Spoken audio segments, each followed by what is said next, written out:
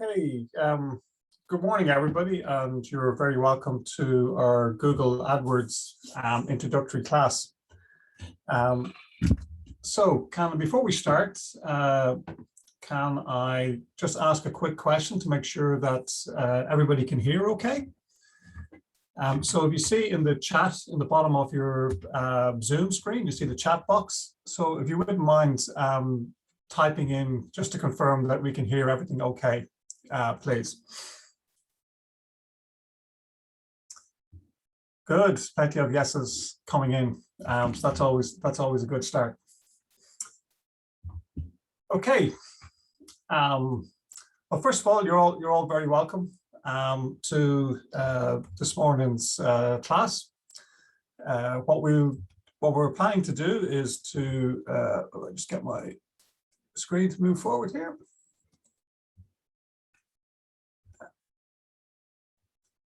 Okay, so our agenda for today is we're going to basically walk through, we have about 3 hours till 12:30, and we will take a break somewhere around about 11 o'clock, just to give everybody a chance to get up and stretch the legs and walk away from your desk or your laptop, etc. Because I do know sitting on Zoom calls for that length of time is obviously quite tiring, etc. So what we'll do is we're going to go through these topics. First of all, we probably do a I'll just give you a very quick brief introduction of my background, and then we'll run a poll just to get a sense of where everybody on the call is at in terms of if you're already running AdWords, if you're experienced, what sort of problems you have with it, etc. Just to give me some feedback, and it'll allow me maybe tailor the content as we go along. By the way, this session is being recorded this morning as we've changed the content a little bit, so it'll be the first version it's the first time we've delivered this exact version, so that will be available to you afterwards as part of the class deliverables.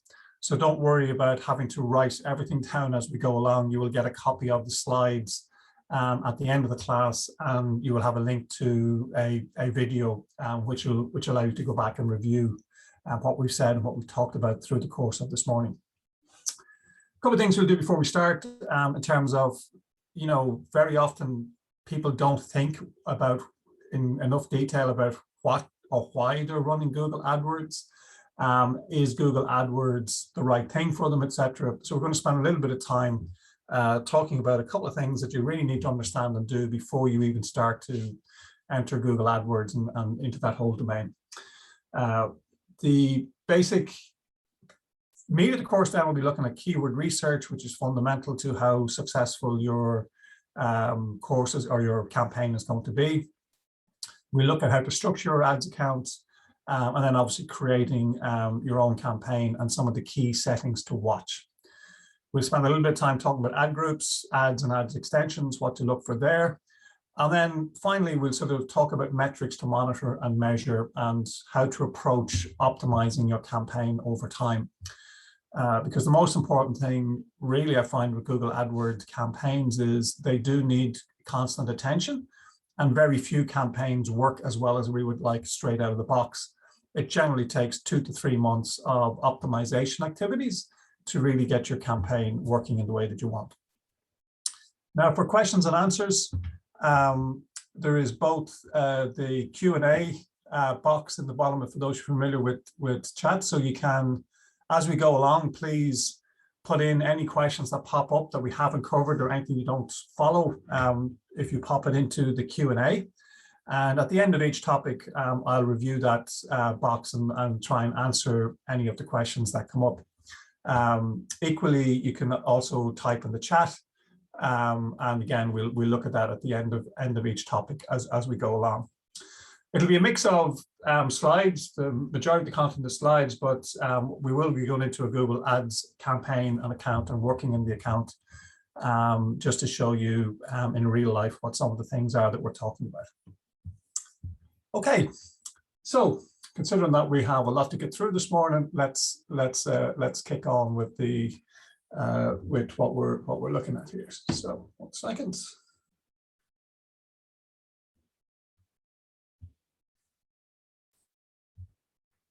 Okay, so just a little bit about my background. I've probably, unfortunately, been about 30 years in this business, both in the general technology and digital area.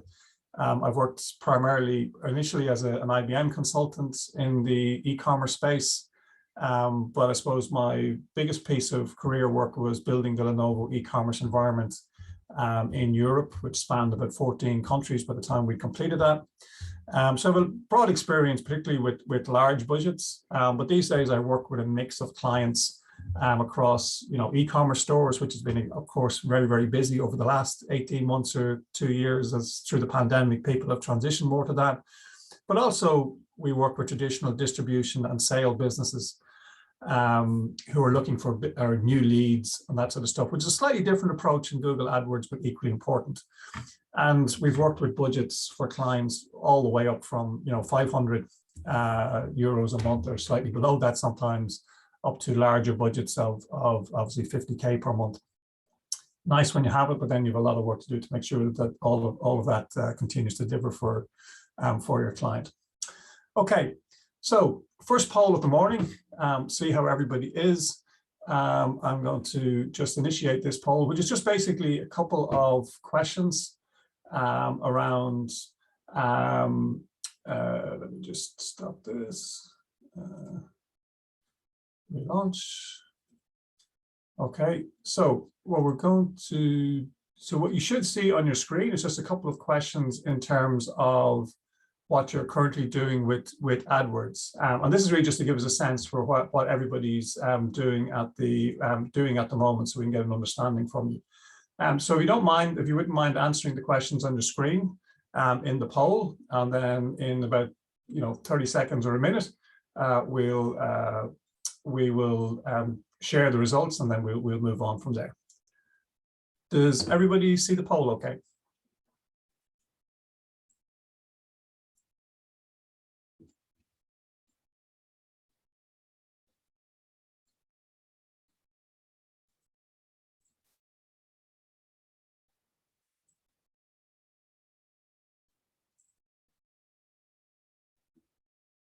Okay, so a couple of answers coming in.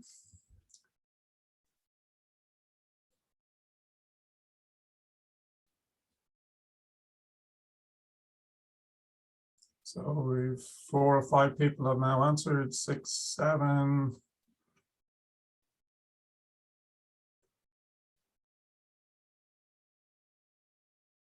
Okay, we're at 7 at the moment to have filled everything in, so we'll give it another couple of seconds.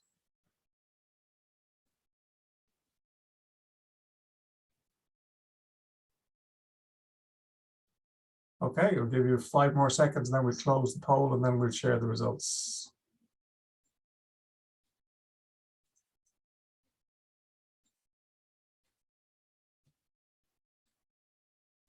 Okay, we'll end the poll and we'll share the results. Okay, so you should be able to see the results. So, okay, most people don't have an ads account on the call, so 5 out of 7. So we'll have to create that. That's okay. So most people, so nobody's actually running ads, paid search ads at the moment. Okay, that's good to know. So we'll take it a little slower, maybe in some of the areas. Okay, budget would be expected to be less than 500 euros a month. Okay. I have conversion tracking enabled, and these. So we will talk about these metrics in terms of conversion rate, cost per acquisition, return on ad spend, and setting up conversion tracking is probably outside the scope of the course this morning, but that's really, really important, and we'll talk a little bit of what you need to look out for there. Your average order value, or the value of a lead. So that's good news in terms of, basically, if it's below 50 euros, it's very difficult to get AdWords to deliver a good return.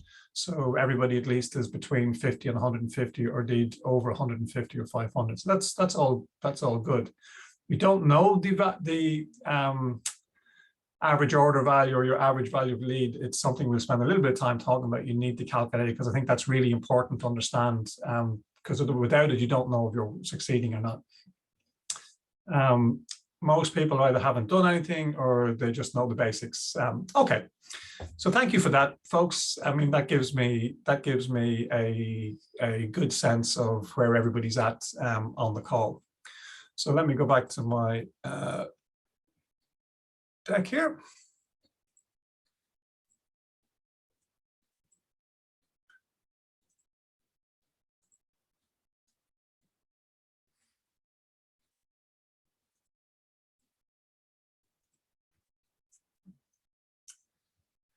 Okay. So the next 10 minutes or so, we're going to talk about strategy and approach and what you need to think about before you start. So for the position that you're in at the moment, you're thinking about Google Ads, what do you need to think about? So I would generally say to people that Google AdWords is just one tactic in the overall digital advertising mix that we have. And therefore, you need to think about where that fits within your strategy. And in any business, you're thinking about, maybe you want to grow, maybe you're investing to scale your business, maybe you're looking for just a reliable source of leads to work on, etc. So depending on how aggressive you want to grow your business, how aggressive you want to be about finding new customers, that can determine what approach you might want to take. What Google Ads and Google AdWords are very good at is harvesting demand that's out there. So the beauty of it is you're targeting people who are looking for something and hopefully looking for the service or product you offer. And that's a great audience to be talking to. You do need to think about your messaging. And in an e-commerce site, this is even about product descriptions, what type of customer you want to appeal to, and how you orient all of your ad content and everything else towards that persona, and who that target audience is. And too many people, their target audience is people over 18 years of age with money to spend. And that's not really a target audience at all. You need to know, is it male or female? Is it a particular demographic? Do they have a particular interest? Is there a particular pain or thing that you're trying to solve for them? Because that's what they'll be looking for. And that's how you have to orient your AdWords to match. And then it's a question of matching the right tactics to those requirements. And by that, I mean, this is the complete menu of digital advertising. Probably not the complete. I should add TikTok and various other platforms here at this point. But basically, if you have a product that people are searching for, or a service or a problem that they're searching for solutions, then paid search is absolutely a tactic that you'll want to try. And not just Google, but equally Bing can be very interesting. Bing represents about 20–25% of the search volume. And particularly if you've got a demographic that's slightly older and works on laptops, there's a higher percentage of searches happen on Bing out there. And it's quite easy to set up and run in parallel to your Google stuff. But the other platforms offer different things. Like Facebook has the best retargeting capability.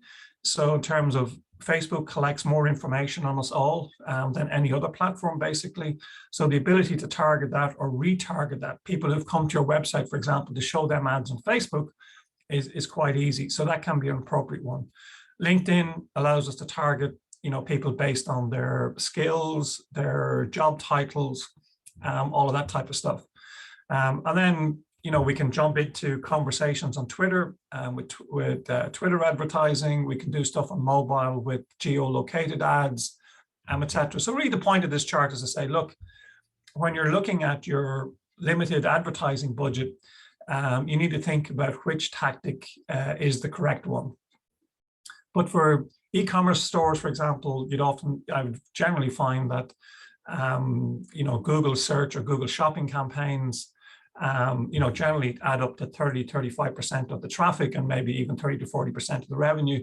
So in that case, they're really important. Equally for businesses that are looking for leads, if you've got good targeting and a well-defined offering, search can often be the campaign tactic for you. But just don't assume that it is. Think about what the other ones might do. So before you start to do Google Ads or think about it, and, you need to know what your market and your customers are. You need to know what problems you solve for them, and preferably where do they look for solutions. So, some products and services, might be more suited to Instagram, if it's that younger demographic, if it's very visual. But if it's something that people search for, and part of the keyword research is trying to determine that search volume. Have a look at your competition, see what they're doing, and then you need to determine your message and your calls to action, because that's what you're going to put into your ad copy. And then consider what will convince customers to choose you over your competitors. Hopefully that's just not price all day long, but is it service? Is it something unique about what you offer? And that will help you define your campaign goals and KPIs, because you need to set them up in your campaign settings. And then the next piece really is, final piece of this is Google Ads. Although you can get calls directly from ads, etc., but in many cases, you're driving traffic to your existing website. So before you start, you've got to ask yourself the question, what does your current digital presence look like? Is it credible? Is it mobile optimized? Because over 50% of ads traffic, over 50% of web traffic all ends up on mobile phones these days. So we're all used to looking at our website on a desktop or a laptop, but if it doesn't work well on a mobile phone and convert well on a mobile phone, then you're going to really struggle for your Google Ads campaign to actually work and deliver the results that you want. You should also make sure that your social properties are all set up correctly. You don't have to have every platform, but make sure that any platform you're on, that it shows life. So too many people set up a Facebook business page, for example, and then never post anything to it. Equally, a LinkedIn company page, if you're looking for leads or in the professional services business, but make sure that has content that it looks like the business is alive.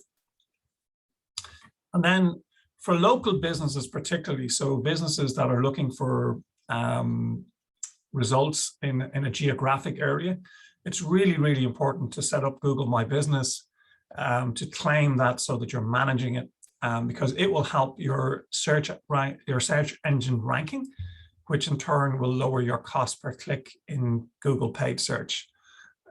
So certainly anybody, most business, it's less important maybe for some e-commerce businesses targeting a wide area. But if you're looking for leads or business from a local area, really, really important to make sure your Google My Business is set up and connected to your AdWords account. And then the next thing is, are you measuring results? So we'll talk the next couple of charts about really the KPIs that make your campaign successful. You can't measure those if you don't have analytics or conversion tracking installed. So my simple advice to everybody is that if you don't have analytics, if you don't have conversion tracking, don't do Google AdWords, because you simply won't know what your results are and if you're going forwards or backwards. And then finally, the thing is, you got to understand what your conversion rate for your main pages are. Typical conversion rate for an e-commerce store, if you're doing that, is hopefully up around 2.5 to 3% conversion rate. And we'll explain that in a moment, but basically, that's 3% of all visitors to your website carry out an action that you want. So they either purchase a product, or for B2B type customers and lead generation, they fill in a contact inquiry form, or they fill in a request a quote form, or something like that. And if you don't know your conversion rate, then you won't be able to figure out what your ads are going to cost and if your ads are returning a good delivery. Okay, so if you haven't created a Google Ads account, it's actually quite simple. You basically go to ads.google.com/home. This will give you the screen on the right-hand side. Or when you log on, it'll give you the option to start now. This will give you the screen on the right-hand side. Here you can just click for your website, and then what I would suggest here is to switch to expert mode, because if you do Ads Express, then Google will make an awful lot of decisions in the background, which are assumptions about what you're trying to do. And that's in an effort to make it simpler for people, which is admirable in itself. But unfortunately, that means that it makes a lot of decisions that may or may not be correct. So at least for the purposes of what we're talking about this morning, I want to try and explain some of those things so that you understand them. You can use the Ads Express and guided mode, but I think what happens there is that people end up with campaigns that don't quite understand how they're targeted, what they're doing, and more importantly, they don't understand how to improve them or optimize them. You're trusting everything to Google's algorithm, and in my experience, that can be good or bad. Google tried to make it good, but technology even still doesn't succeed in that always. Okay, so we're going to talk about next 3 or 4 charts just about metrics.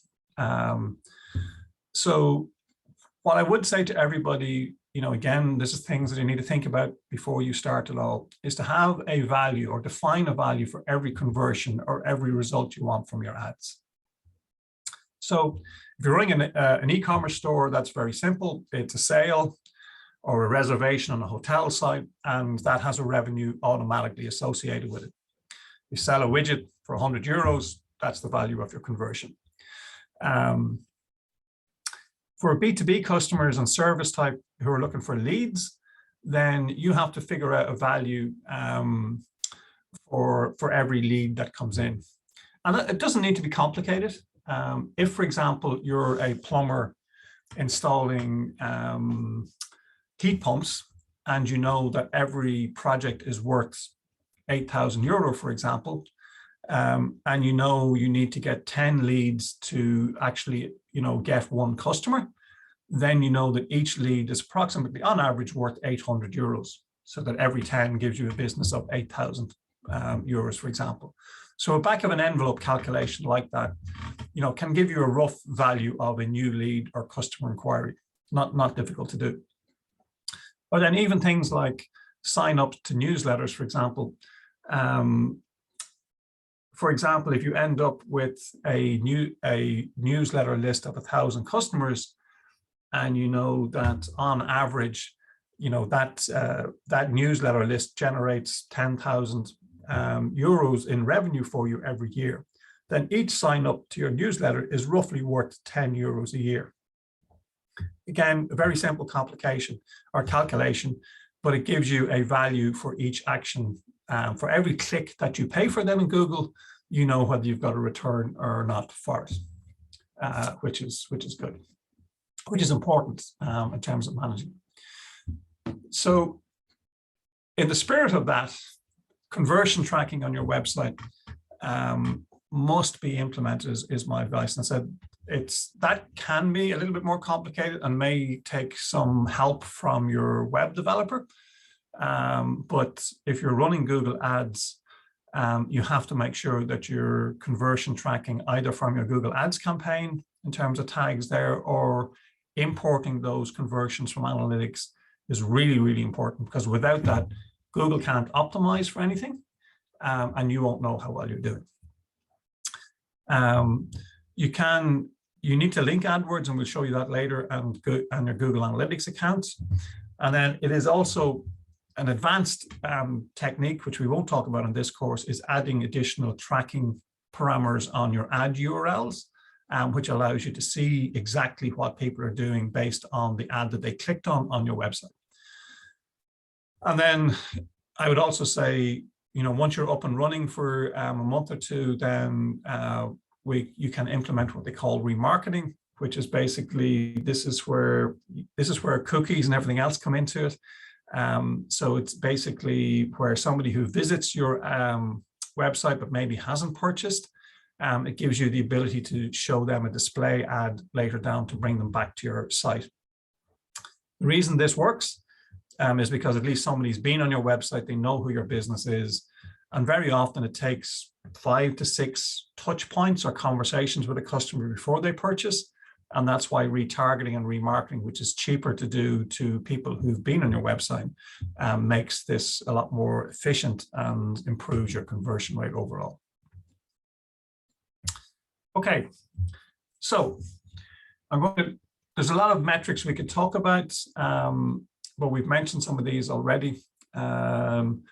So when you're starting out in Google Ads, you're going to end up with basically starting at the bottom and working my way up this slide. Is you're out to get a number of clicks. So people to click on your ad and go to your website.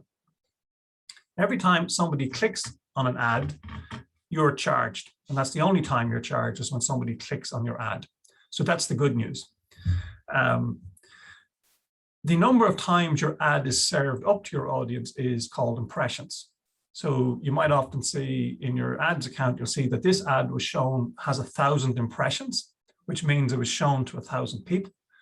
You got 100 clicks. So that means that your click-through rate was 10%. So 1 person in 10 who saw your ad actually clicked on it and therefore ended up on your website. So they're the basic metrics or fundamentals of a Google Ads campaign. The cost per click, or more normally seen as the average cost per click, is how much you pay for that.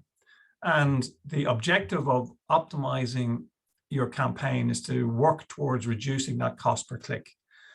I mean, cost per clicks can go anywhere from 2 cents to $250 to, or euros to even higher than that. So if I'm advertising on a brand term that nobody else is advertising on, therefore I might get away with 2, 3, 4, 5 cents a click. If I'm advertising on keywords like personal injury lawyer, for which there's high value if somebody comes through on, I could be paying 250 or 500 euros for every single click. So you need to understand what your cost per click is in your campaign. The conversion rate we mentioned earlier, which is basically the percentage of visitors who completed a required action. So of those 100 clicks, what percentage of those actually did something or did what you wanted them to do on your website? And most websites, you're talking about maybe 3 out of that 100 users do what you want them to do. If you can get 6, 7, 8, 9, 10 people to do what you want to do, even great, because that's going to make your campaign perform even better. Too many times it's the other way. It's a half a person. So you need 200 clicks before somebody does something. And that obviously impacts the top 3 metrics, which is basically the return that you're getting. So the top 3 ones are important because these to me are the measure of success. So ROS is a term that we use in the business, and it's basically return on ad spend. And it's a simple enough metric in terms of its revenue generated as a percentage of advertising spend. So in other words, if I generate 1,000 euros of revenue, having spent 100 euros on ads, then my return on ad spend is 1,000%. It's 10 to 1. So for every euro in advertising budget I spend, I'm getting 10 euros back in revenue. And every business needs to understand if that's sufficient return, or do they need more? Are they happy with less and grow it more aggressively, for example? The other way of looking at it is cost per acquisition or cost per conversion. So again, if I'm looking for e-commerce orders, and I get 10 orders and they're 100 euros each, if I've spent 100 euros, then it's costing me 10 euros to acquire that order. And you have to figure out in your head whether that's a valuable return or not. Am I willing to invest that 10 euros to get every new customer? And there are lots of ways we might talk and think about that, but you need to know what you're prepared to spend. And then cost per lead is exactly the same thing, only in this case, there's a further step that you need to think about, is that if you generate 10 leads, not all of those 10 leads will turn up as customers. So you also need to think about what's your conversion rate of leads to customers to give you the true value of what the campaign is delivering. So my advice to people is, before they jump in and start creating ads and spending money, is you need to think about these, because this is what's going to allow you to plan your campaign correctly. And this is how it would look out. for a typical campaign. So the campaign one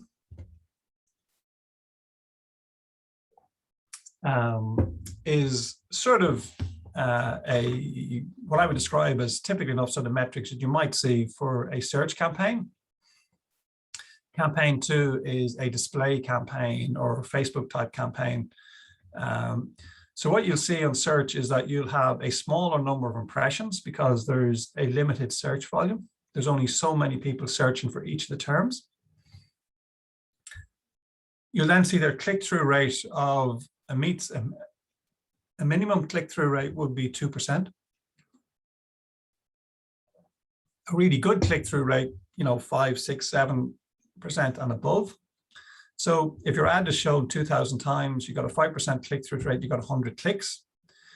You'll see in your campaign straight away the average cost per click. In this case, I've just taken 150 as an example.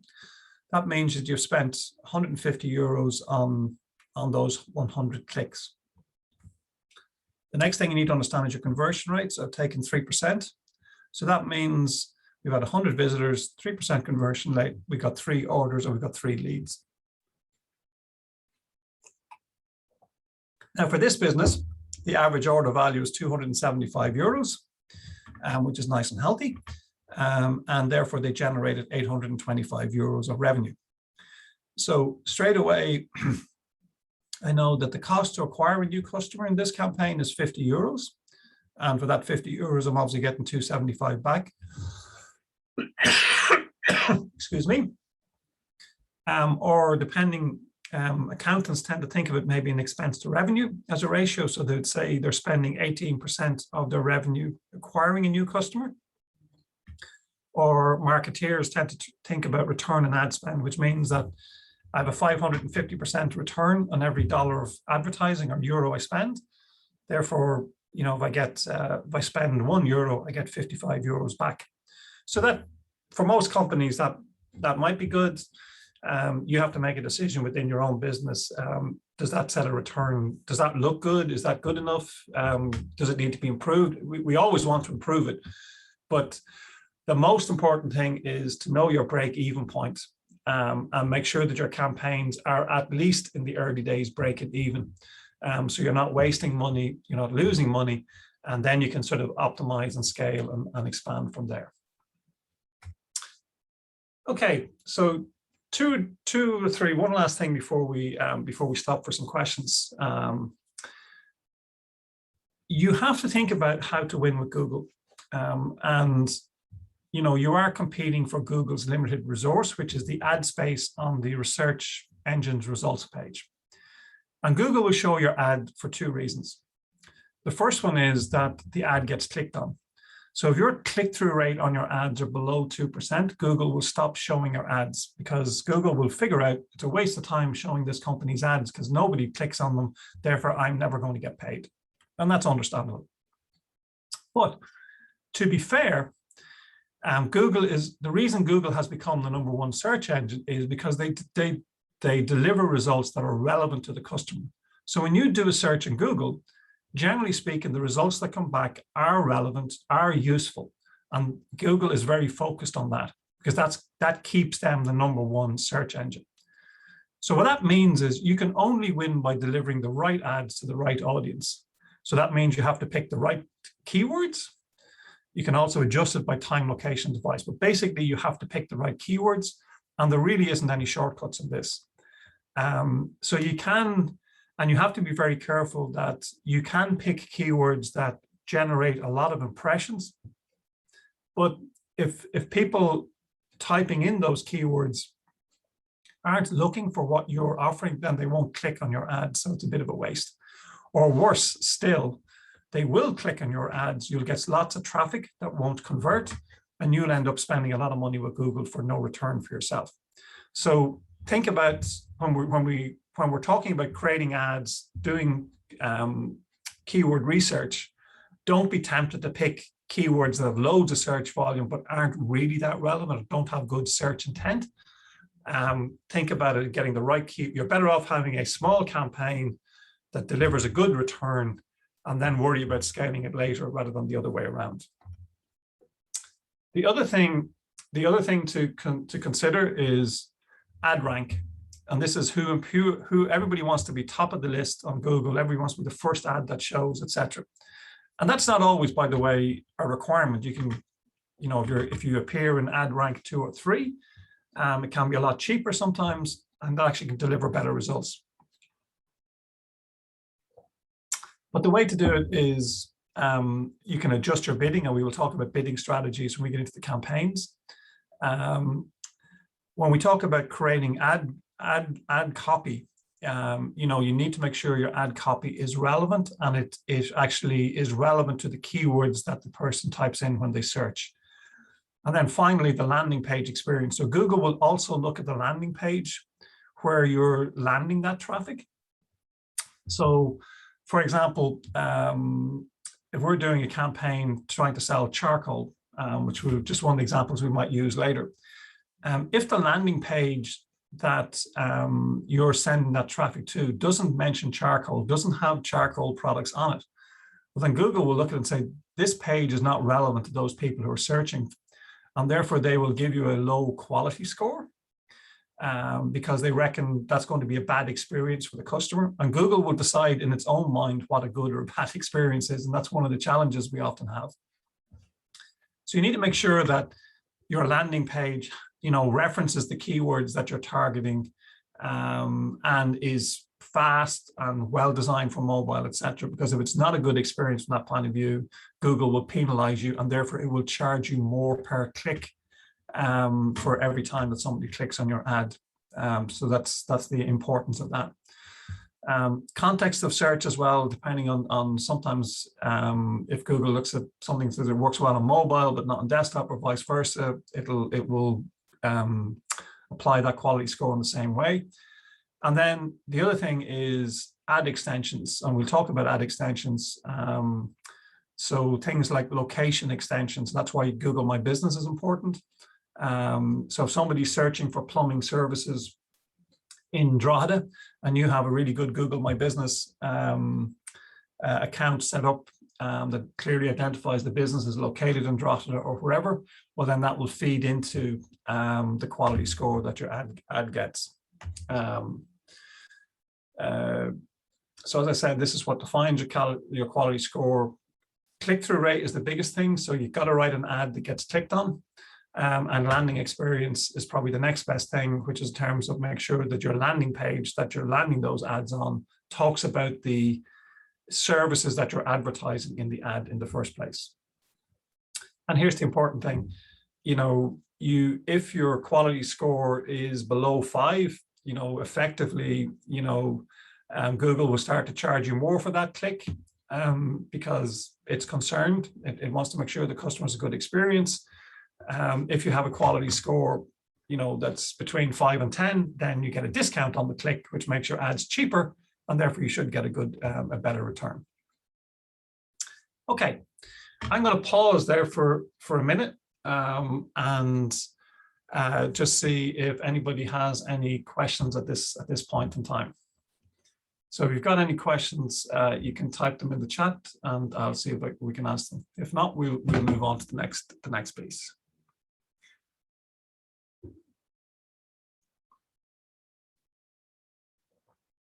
And I could just ask, is the pace okay? Is everybody following along okay? Or do we need to go a little slower or faster?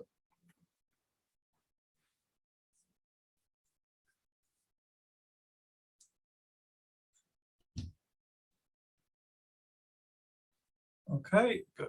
No, yeah, that's good. My quality score, can I view it before I launch the ad? So, okay, that's a good question. So generally it's quality score. I'll show you where you can see it in the account. Generally you won't see it before you launch the ad. It's only when the ad is up and running that you can then go in. And it's normally, quality score is generally measured on keywords primarily. So we look at, say, that charcoal keyword, and then they look at, is the ad relevant to charcoal? Is the landing page relevant to charcoal? Is the whole end-to-end experience, optimized for charcoal? So you generally can't see, sorry, the question, somebody else. So the question was, can I see my quality score before I launch an ad or before I start? And the answer is unfortunately not no. You need to run the ads and run the keywords, and then you'll be able to see in your account what the quality score for those keywords are. And it's based on the keyword, the ad copy, and the landing page. So Google needs to see the whole experience and see what happens before you can see your quality score.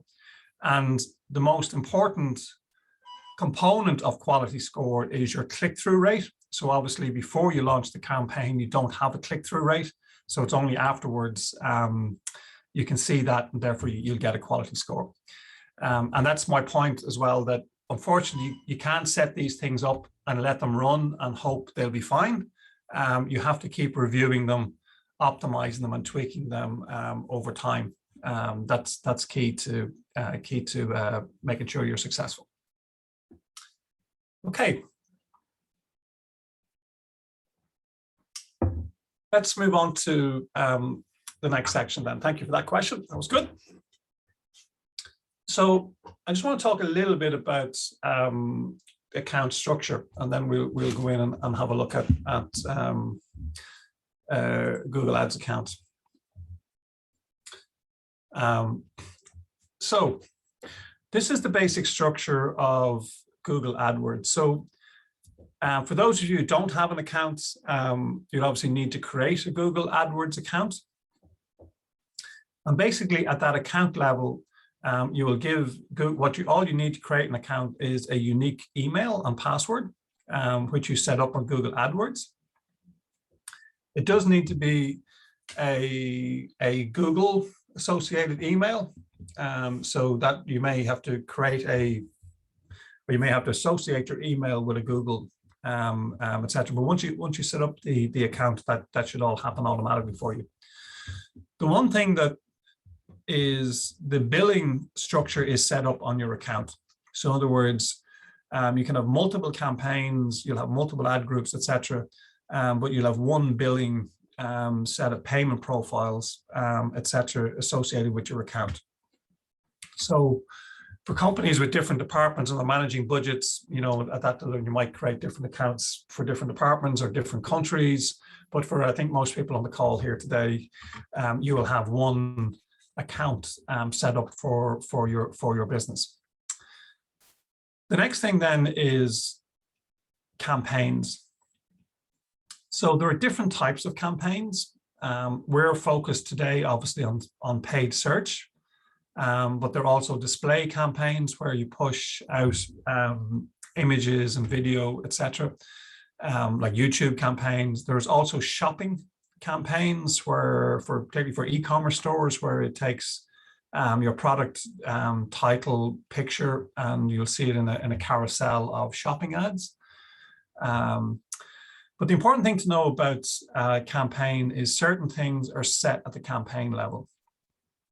So objective is one, which is basically sales, leads, clicks. Second, really important one, obviously, is budget. So this is where you set the budget that you want to spend on your campaign. The third element is bidding strategy, which we'll talk a bit more about shortly. You can also set your location settings. So in other words, where this campaign should run. So that can be Ireland, it could be Louth, Meath, Fingal, for example, as a set of locations where you want to see your ads to show, or where you want to show ads to. Now, locations are not perfect, but, again, for a local business looking for, traffic in the Dundalk area, you might set your location to be, Dundalk, Meath, Monaghan, Armagh, those types of locations. You can target those locations, and there are some additional settings. Within each campaign, then we have ad groups, and an ad group consists of the keywords that you pick. So these are the keywords that you want to target. So, plumbing services, carpenters, teddy bears, if you're an e-commerce site selling teddy bears. But equally important are negative keywords. So actually probably more important sometimes are negative keywords. So those words that you don't, if somebody types in, you don't want your ad to show from. And I'll show you some examples of those in a moment. Ad groups are also where you have your ads, and those ads need to correspond to the keywords that you've selected. and then add extensions, and then you can do some bid and bid adjustments within each ad group. So essentially, for most people, you'll probably have an account, you may have a main campaign, and within that campaign, you'll have some ad groups. And the important thing about ad groups really is to make sure they are organized around a common theme. So don't have 3 different ads advertising 3 different things based on a general set of keywords. That's not a good way to structure it. You need to have a tight group of keywords around a particular product with an ad that corresponds to that, driving traffic to a page that's relevant to those keywords and ads. So that's how you need to think about it. Okay, so that's the structure. So let's do some initial. Let's talk about keywords, and then once we talk about the principles of keywords, we'll actually go into Google Ads and start to do some work in the account. Okay. So what I said early on was that keywords are really, really important, and the right keywords are really, really important. And if we look at this, what we call, this is the marketing funnel, and there's lots of different versions of this. But essentially, at the top of it, we have general awareness keywords. So if somebody types in the word charcoal, into Google search, it's very broad in its intent. We don't really know what he's searching for. Whereas if you get down the funnel, if he types in best price for a bag of charcoal, well, then there's a better chance that that's what they typed in. They're actually looking to buy a bag of charcoal, and they're looking for the best price for it, for example. Or you might so those longer tail keywords are really, really valuable, but they have lower volume. You'll always have much more search volume on charcoal at the top, but equally, we have not just charcoal that you use in a barbecue, you have charcoal filters that people use for water, you have charcoal as a color that people use in, for their kitchens, or paint generally. So you need to understand, you need to start off with, collecting your keywords and then trying to figure out which is used. And that's the reason Google provide a tool called the Keyword Planner. And we'll look at that in a second. The point here is, we're all tempted to go bid on words that have huge search volume. And that can be good for getting lots of impressions from your ads. It might even get you lots of clicks. But the challenge with it is, if I'm searching for charcoal and I'm actually looking for a charcoal paint and I'm selling charcoal for barbecues, well, then if somebody clicks on my ad and lands up on my page selling charcoal for the barbecue and I was looking for paint, then I'm not going to convert. So I've just wasted my money paying for that click. So you need to understand which ones are driving the value. Now, in some cases, you might be happy that somebody now found your website and visited, and okay, they didn't buy this time, but at least now they visited your website, they know you exist. But there are probably better tactics, as we said at the very beginning, for driving that sort of brand awareness than Google search. So here's the simple sort of formula that I would generally follow when we're looking at keywords. So you start down by listing 10 to 20 search terms that you think people would use to search for your business or product offering. Don't overthink it. Jot them down in Notepad or in a Word document or wherever to get you started. Input them into Google Keyword Planner, and then that will give you out some results that you can then use in the Google forecasting tool to generate an initial estimate for your campaign. And then after that, it's really about trying to organize and collect your keywords into sensible sort of groups. So here's an example that we'll look at, which is sort of based on a company who are selling charcoal. Just to use an example. So these were the sort of initial sort of keywords that the person thought about. You know, they wood chips, smoking wood, oak chips, barbecue wood chips, barbecue lump wood, barbecue wood chips. These are all sort of keywords that they thought people might search for. Now, the thing to remember, there are a couple of different match types. So in this case, these are all set up in this list as what we call phrase match. So they're within that double quotes.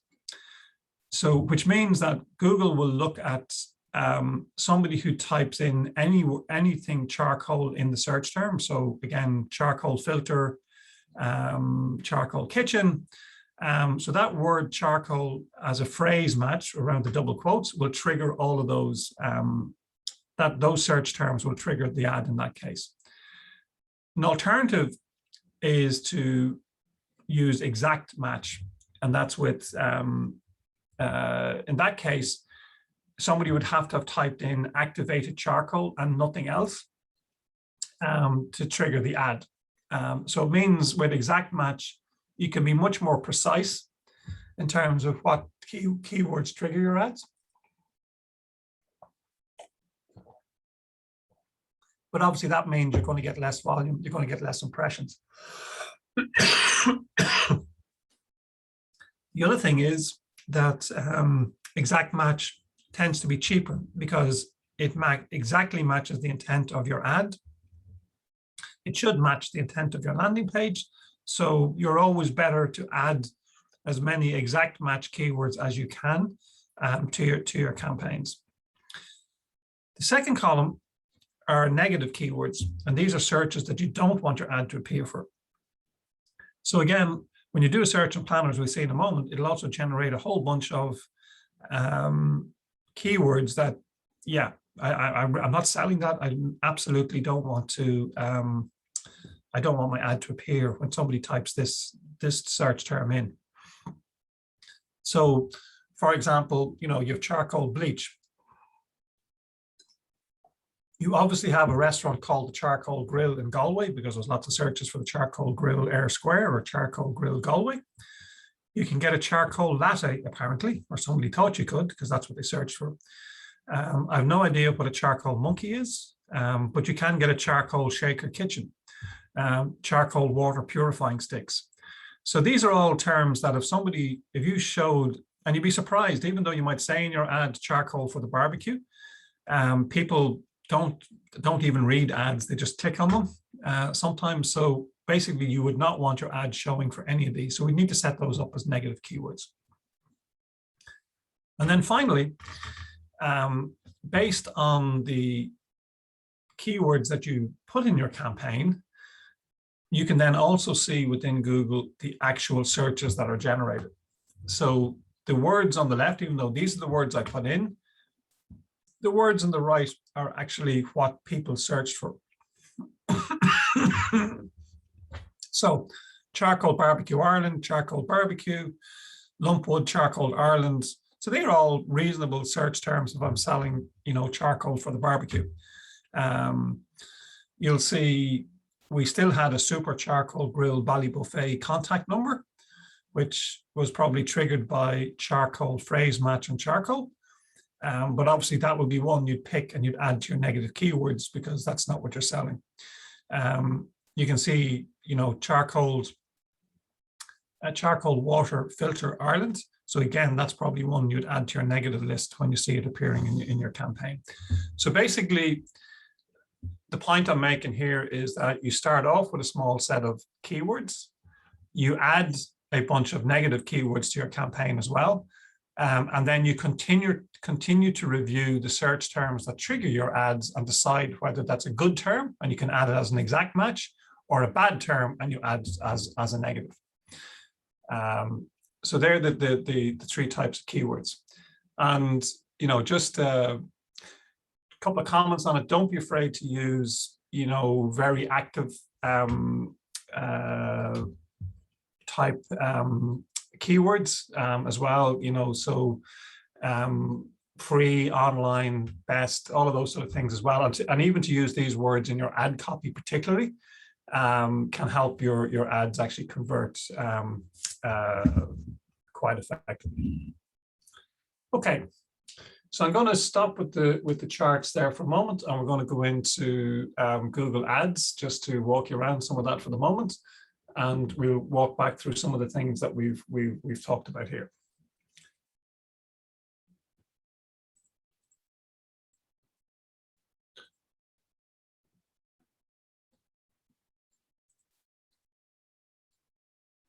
Okay.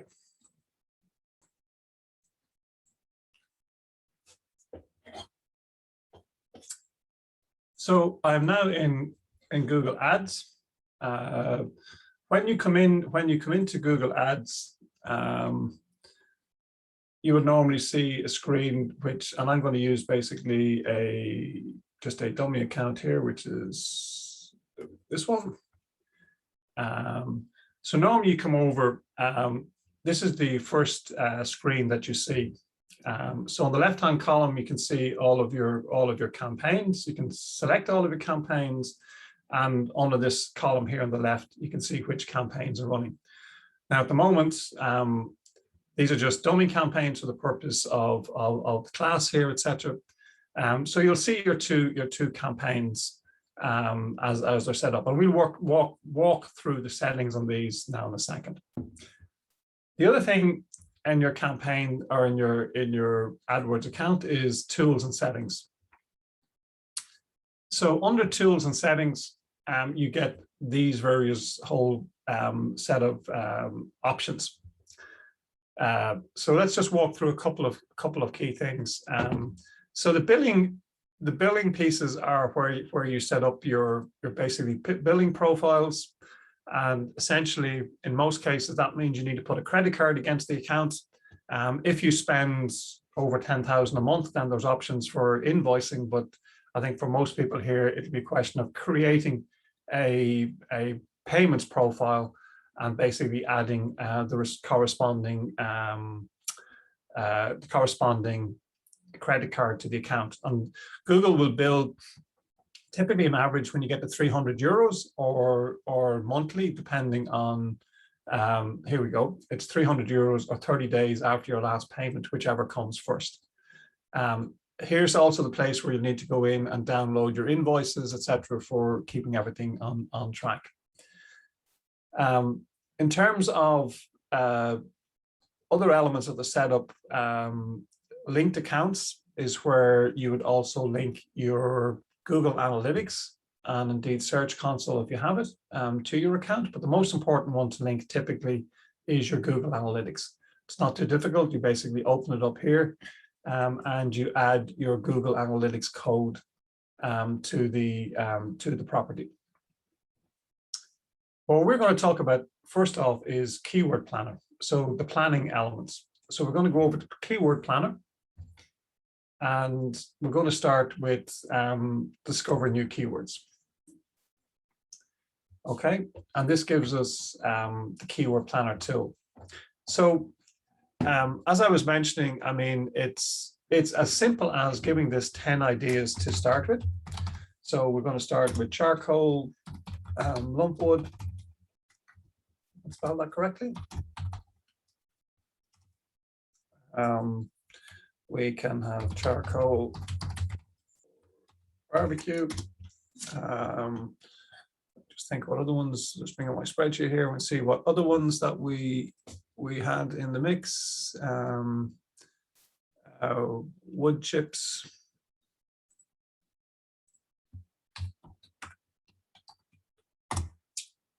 Okay.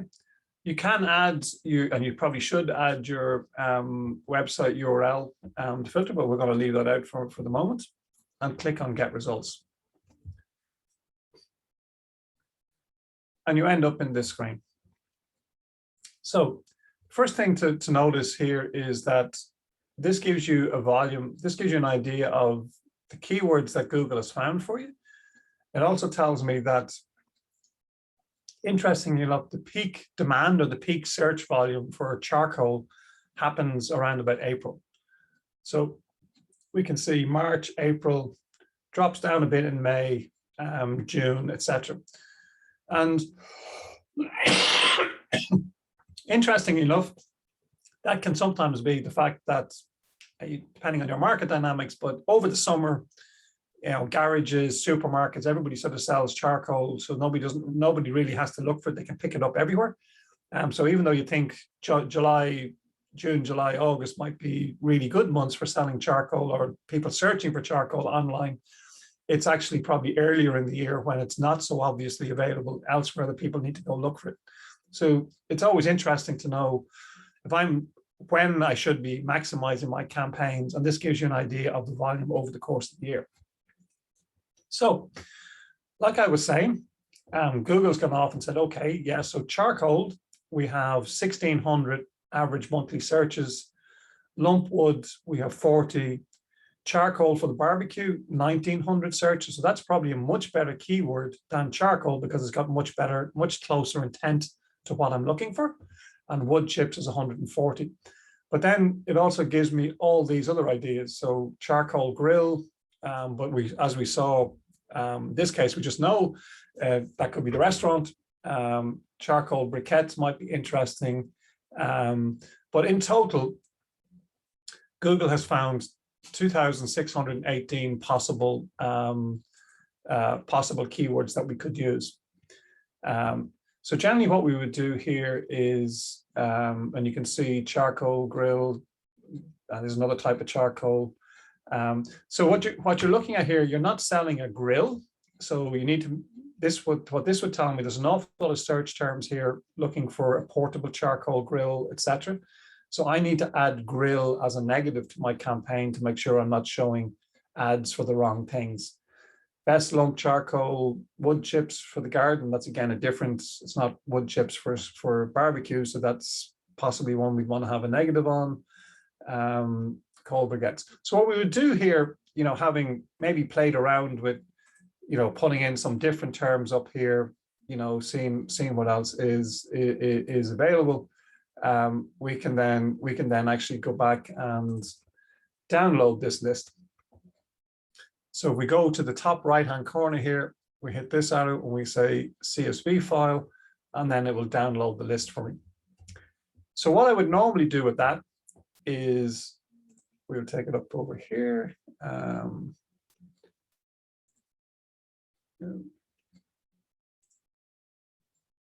we can see now, this is the one that I downloaded earlier. So now I've sorted these by monthly impressions. So the volume. So if I look at this, so charcoal for the barbecue is probably one that I would like. You might choose to advertise these. Obviously, briquettes, you're more likely to get the board pneumonia stuff for people looking for that. Lighting fluid, I don't want. Charcoal for the barbecue would be good. Lumpwood charcoal would probably be good. Barbecue coal, best charcoal for the barbecue. Charcoal briquettes, so they're all probably good. You go look at lumpwood, lump charcoal. So these are now small enough sort of volumes. So basically, you can pull together, pick from this list what you think, the good keywords might be. Now, you're also told here, the bad news in this case is there's obviously a lot of competition for these terms. This is what Google is telling us here. So the closer this number is to 100, the more competitive the term is. So if you find a term that's got high average monthly searches and low competition, I mean, that's a great one to look at. So you might see what's Tesco coal, no, Aldi charcoal. So anything here that might be interesting, coal depots. You need to be careful with these ones. Globadic, it's another type of charcoal. So here's Marabou charcoal, which is if that's a brand that you sell, well then it's slightly less competitive. So that's good news. Google will also give you an estimate of the cost per click. So the range here is between 28 cents and 83 cents, and we'll plug that into our planning in a moment, and we see what that means. Okay, so based on this, I'm going to take a subset of these keywords, and I'm going to put them into the forecast planning tool. So I go back to my tools and settings, and I go into Keyword Planner.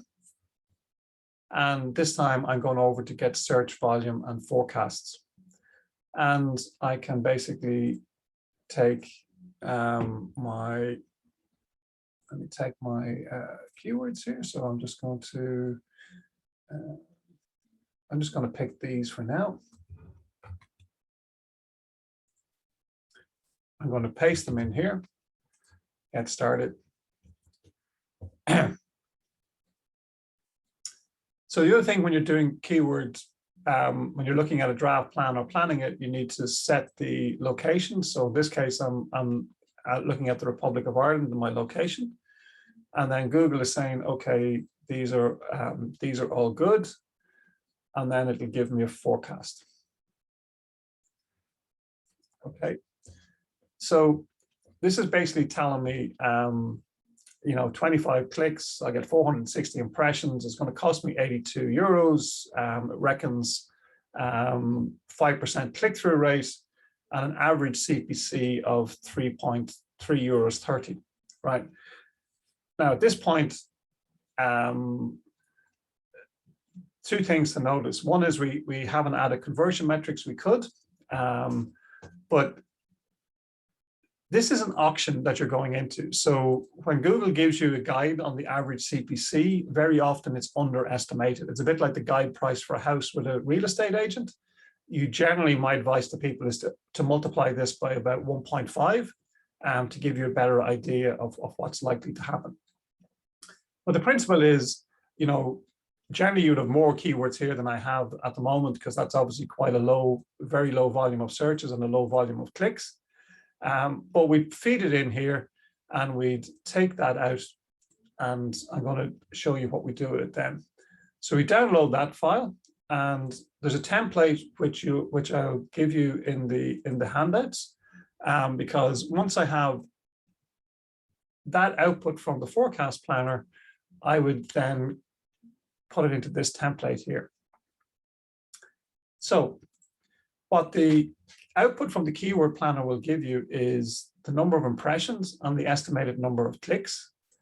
From that, we know the click-through rate and the estimated cost of your campaign.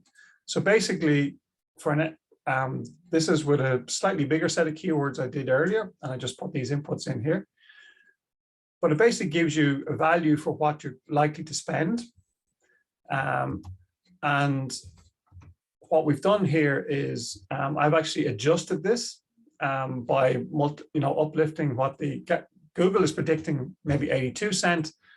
For my planning purposes, I would increase that to probably about 1.6 times, 1.5, 1.6 times to give me an adjusted cost.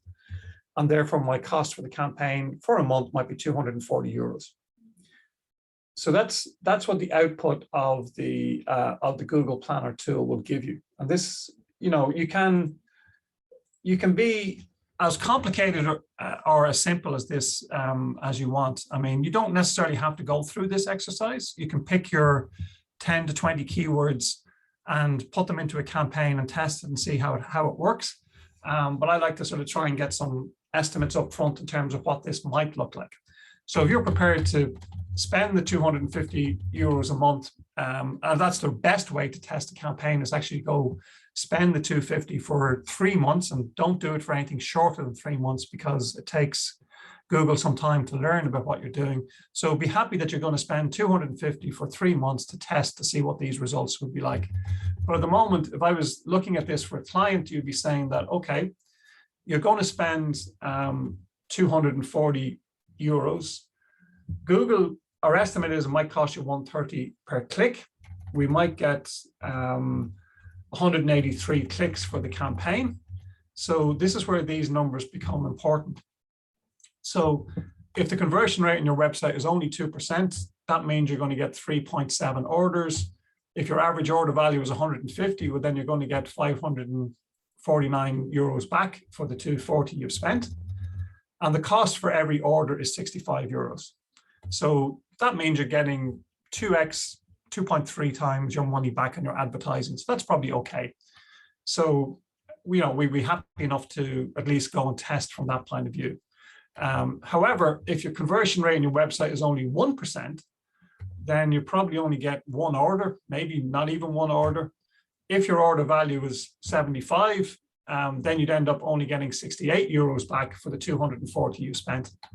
And that means it's costing you more per order than what you're getting back in revenue. So in that case, you might say, hey, this mightn't be the best idea in the world. But as I said, the purpose of that is really just to figure out what your possible return might be for the campaign before you start. But it's only a model, it's only a forecast, and it's a little better than the weather forecast, but it's never perfect, but at least gives you some idea of what you're heading into. And that template's included in the handouts at the end of the course. So basically, at the end of this exercise, when you go back to the keyword planner, you should basically have a list of, you should have a list of keywords that you're going to put into your ads campaign. And that's what we'll begin to look at next. So we'll end up, the objective here is to end up with a list of 10 to 20 keywords, at least, that you can start with. You can start with more, but at least you've got a list of keywords now that you're going to go start to add to your campaign. Okay, let me pause there for a minute and see if there's any questions. So question, will be provided with a recording of this? Yes, there's a recording of the session that you will get afterwards. So why did you adjust by 1.5? Is Google estimate not correct? So the reason I adjusted by 1.5 is yes, the short answer is by experience, Google's estimate is generally wrong. And the reason for that is it's an auction. They can't predict it exactly right, because what you will pay per click depends on how many people are bidding on that keyword at any given time. So what can happen sometimes is that you have a Google Ads campaign that's performing really well for you. You're paying 50 cents a click, you're getting lots of clicks, it's converting well on your website. And then a new competitor comes in and starts to bid on the same terms that you're bidding. And guess what? Your average cost per click goes up, because if he's willing to pay 75 cents or €1, then Google will always charge you, if you win the auction to get the ads, Google will charge you 1 cent more than the second bid on the word. So that they won't charge you any more, just a cent more than what to get you the click. But the point is that if I have 3 or 4 competitors, they decide I'm going to bid aggressively on this, then your cost per click will go up, and you just have to be prepared for that. That's why I always uplift it by 50, maybe even 60% to give me a more realistic estimate of what the cost per click might be. But the only way to know is have the campaign and watch what's happening. So where exactly do I find Google's top keyword search if I wanted to do an ad on rugs for your home? So again, we do it, you find it in Keyword Planner. So when you go into your Google Ads account, we look at tools and settings, we go into Keyword Planner, discover new keywords. And then if you put in rugs for home, and then click on get results. Now we'll tell you there's on average. So when we see the result here, what Google is telling us is that on average, there are only 10 searches for rugs for home a month. So that's a very low search volume. But if we look at, let's just sort this by volume. So we've got area rugs for living room has 10, carpet sales near me is 50. So these are all the searches that Google think are relevant to your rugs for home search. And you have to decide whether area rugs at 140 searches a month is really what you're trying to sell. Carpet sales near me, farmhouse rugs 10. And again, I should say this is limited to Ireland. So if I wanted to have a look at the UK, for example, if I was selling into the UK, so we can add the United Kingdom to this list and then save. And now we'll see what the volume looks like. So rugs for home. So there was 10 searches in Ireland. There's 140 searches in Ireland and the UK for the month. 19 for carpet sales near me, 19,000, but that's quite a broad term. It's not really your rug ones. Carpet replacement at home rugs, 320 searches. Carpet for the bedroom. So you really have to just go through all of these terms and see which ones are relevant and which ones have some volume for you. So that's how you would find where those search volumes are from. Okay, that's 1.5 recording. The campaign costs 600, what set a limit of 300 money spent. What happens? Will it show ads for the first half of the month? Okay, so that's an interesting one. So when you set, so the question is, what if a campaign costs 600 monthly, but we set a limit of 300 monthly spend, what happens? Will it show ads for the first half of the month? Right. So what you actually do with a campaign is you set a daily budget. So Google will try, so what I've said here in these is €5 a day. So what Google will try and do is average your spend to €5 a day, and it will try and spend 30.4 times the budget in a month. So in this case, it'll spend in or around €150. So it can spend up to twice that in a given day, but then tomorrow it'll spend less. So it's not that it'll show ads for the first half of the month and then stop. It'll generally show ads through the course of the day, but maybe by 2 o'clock in the afternoon, your budget is spent. So it'll stop showing them within a day. So it'll continue to show them for the month, but it'll probably show them less during the day is what will happen on that one. Is competition low, medium, high based on Google searches in general or competition to other companies using Google ads? No, that'd be, so when we look at keyword competition in the Google Keyword Planner, it's basically saying lots of people are bidding on this term, and that's why the competition is high, or more people are bidding on it. So it's not do people use Facebook to advertise on this term rather than Google? It's what's happening within the Google ecosystem is what the competition terms are based on. Will the ads still show organically after your spend is used for the day? So, okay, that's actually quite an interesting question. So when we look at the, let me go over here for a second and just do a search for, we'll stick with charcoal for the moment. So we're just going to do a search for charcoal. Let's do charcoal barbecue, right? Okay. So this is the Google search results page. So a couple of things to understand. So here's an ad, which is charcoal barbecue deals, huge savings to be made. Get ready. So this is an ad. This is an ad. This is an ad. So there's 4 ads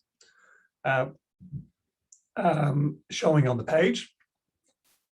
So if your ad is showing and your budget runs out, so for example, if we pick the Great Northern Larder here, so if Great Northern Larder, who's obviously bidding on this term, if their budget runs out, that ad will disappear. So there is no organic ads as such. The results down here, so these ones are based on your Google My Business, so they will continue if you show up there. And then these are the organic results. So if you're ranking organically for that term, then whether you're spending on Google AdWords or not is immaterial. So you will continue to show up here or not, depending on your organic ranking, which is a whole different set of exercises. But no, the benefit of a paid ad means that if you don't rank organically, you can immediately appear on the top of the page by paying for an ad. But as soon as your budget runs out and you stop paying, your ad disappears. And then these ads over here, by the way, are what we call shopping ads. And that's a different campaign type, which we look at when we look at campaign settings in a moment. Okay, hopefully that answers your question on organic spend. Okay, now let's let me get rid of that for a second. And let me go back to my AdWords intro class. Okay, so before we're going to do one last section before we take a short break. So I'm going to go into my AdWords. I'm going to go back. So go back to AdWords and campaigns. Okay, so what we're going to do here is we're going to go into my AdWords intro class, and we're going to go into settings.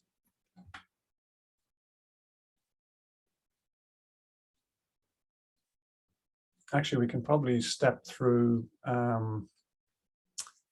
Okay, so maybe I just step back one step for 1 second. So how do I create a new campaign? So once I have my new account, what we do here is we go into campaigns, and we get up the campaign screen. So you can see in my sort of class account, if you will, I have 2 campaigns here.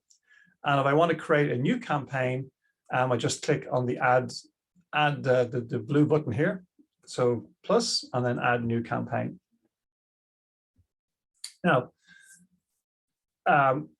generally this can be, this drives a certain sequence, but we'll walk through creating a new campaign here just to show you the different settings and what you need to worry about.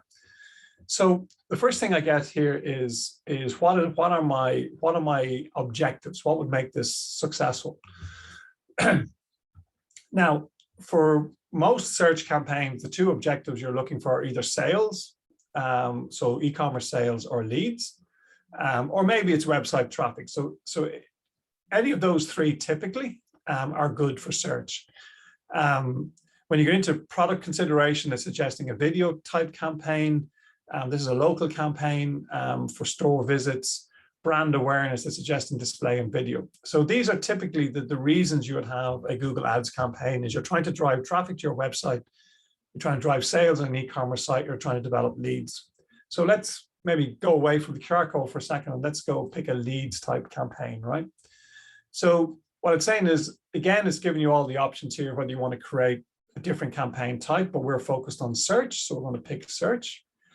And then obviously you can actually set up a campaign that only runs on mobile and only gives you phone calls, but typically we're looking for websites or website visits. And I'm just going to put in, just for the purposes of putting a URL in here, I'm just going to put in one for my own website. So you put in your own URL into website visits. We're not going to go into the conversion because my assumption for the purpose of today is that we're importing conversion actions from your Google Analytics. So we're not going to go create a conversion action at this moment in time, but it's really important to make sure that if you don't create a conversion action here, that you actually import your conversions from Analytics. And then this is lead gen campaign for ads class. So give it a name that makes makes some sense for you. You can sometimes put the date when you started this campaign, etc. in it, and hit continue. Okay, so the next thing you'd be asked is to set your budget. So we're going to spend, so this is daily budget, so we're going to say €5 a day. And that means that max I will spend over the course of the month is €150 or slightly above €150. I'm going to talk about the different bidding strategies in a moment. So in this case, we'll get different options in terms of what you might be wanted. So it's saying what you want to focus on. So I want to get clicks to my website, so I can convert them on that. And I am allowed to set a maximum cost per click bid. So basically this is said, I don't want to pay any more than €2 for any click. What that means obviously is it controls your expense. But at the same time, if everybody out there is willing to pay $2.50 for that click, then your ad may not be shown, or it may be shown, your ad might be shown down the list, and therefore you may not get some clicks. So you just have to try and figure out what the right one. And that's where knowing your cost per click, knowing your conversion rate, knowing how much you're willing to pay is an important piece of calculation to give you this number. Now, this is actually a couple of important settings here. Google defaults to send your ads on the search and display network, or sorry, to include search partners. I would normally, when I'm starting, I would take these out. The reason for that is, Google will show ads out on other search partners. They don't generally convert as well, so therefore they can be more expensive. So I generally tick them off. And equally, they will show them on the display network. And again, they look ugly on the display network. You don't get big click-through rates, and it can just be a question of spending more budget for no return. If you have a campaign that's going well and you want to scale it and you want to spend a bit more to see if you can get more results, then I would go back in and turn these on. But in the beginning, I generally turn them off.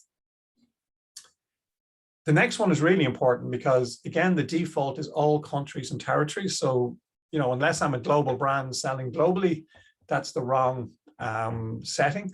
So for most people on this course, I think Ireland would be the right one. But then not only pick Ireland, you should also go into location options and say, hey, people who are in or regularly in your location, rather than people who show an interest in your location. So an American tourist, Googling, a trip to Ireland would show up in your ads if we pick the first one. So it's important to pick that second one. Languages, typically it's English. Sometimes people can add Polish, as that's obviously, but then if you add Polish, make sure and add terms and possibly ads in that language. So English is generally good.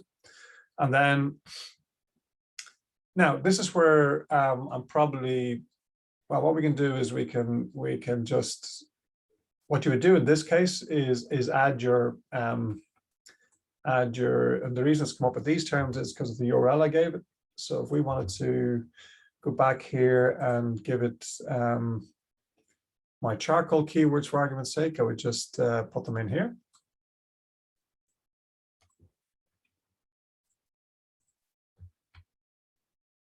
Okay, now if I just type in keywords like this, then these will all be phrase matched. So Google will, anything that has charcoal in it will trigger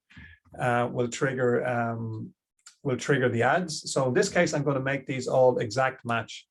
To do that, I can very simply just add the square bracket around it, which basically means Google will only show my ad if the exact keyword that I've typed in here is in the search, and it won't trigger any other variation. Now, what we might do is we might do charcoal for barbecue, for example. So I'm going to remove charcoal grill, and I'm going to remove Weber charcoal grill. So this is where, having picked my keywords, I just put them in, and then we go to create an ad. So I'm not going to create an ad at the moment because I want to go through some details of that when we come back after the break. So I'm just going to go to next, and then we talk about site. This is site link extensions, and we talk about that in a moment. I'm just going to go next.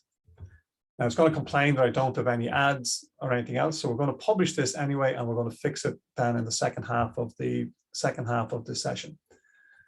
So what we've done in those couple of steps is that we've created a lead campaign for this class. So we create a new campaign. You can see it over here on the left.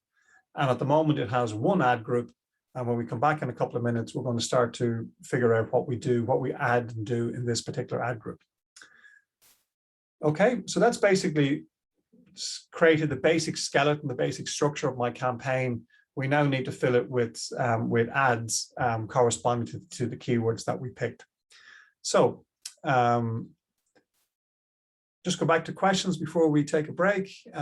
So the Google map will definitely show up if you put business on map separate from AdWords.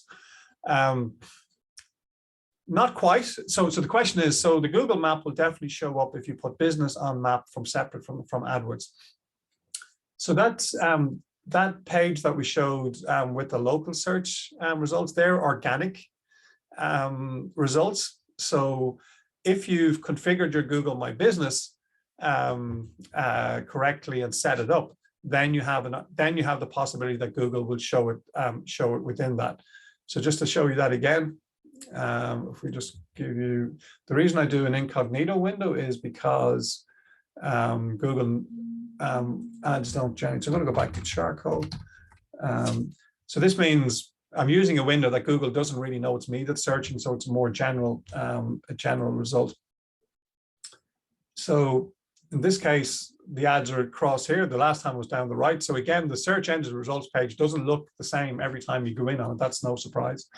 So this is the map ones. So obviously, so we'll do a quick peek down here for a second. So Google now, because I'm incognito, by the way, thinks I'm in New Ross, County Wexford, right? So that's the reason we see home base Waterford, a room outside Wexford, the range Waterford, etc. If I didn't go incognito, it would know that I was in Drogheda, County Louth, so it would show a different set of results. So basically, these map results are based primarily driven by local SEO. So again, it's search engine optimization on your website. But the thing that helps that mostly is your Google My Business profile and setting that up correctly and optimizing that so that it will appear here. So it's separate. It's separate to your ads campaign, though, from that point of view. Okay, so it's just after 11. I did say I'd give you a break at 11, so I suggest we take 5 minutes, if that's okay, folks, and we'll come back and continue on with the next section of the course in 5 minutes' time. Is that okay? If you have any questions during the 5 minutes, of course, add them to the chat or the Q&A box, and I'll certainly answer them before we start back into the second half of the material. Okay, so everybody can stretch the legs, get a coffee, and we'll start into the second half in 5 minutes.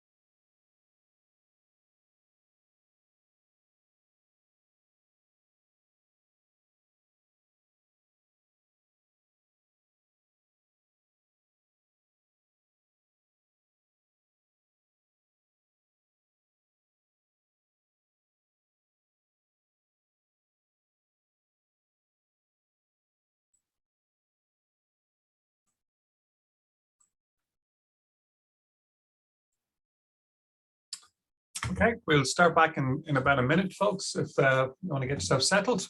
But we'll give everybody another minute or so to come back, and then we'll kick on.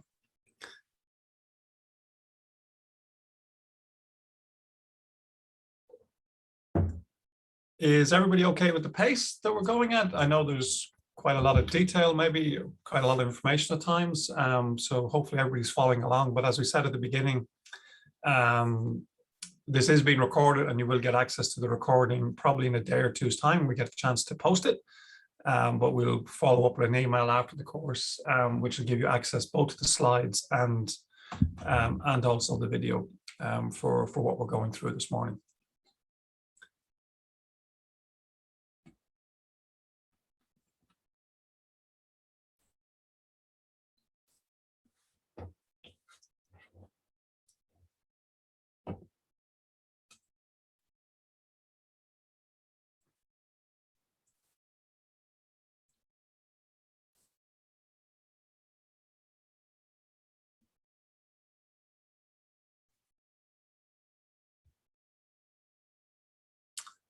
Okay, let's start into the next part. Okay, let me go back to the charts for a second.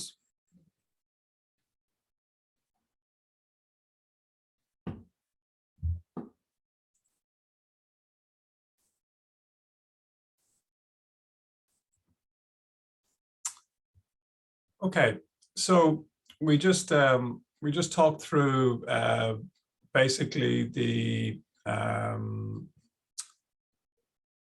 different, or just walk through, if you will, the different campaign settings. So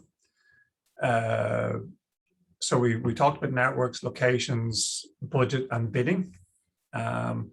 So before going any further, I want to spend a couple of minutes just talking about the different bidding strategies.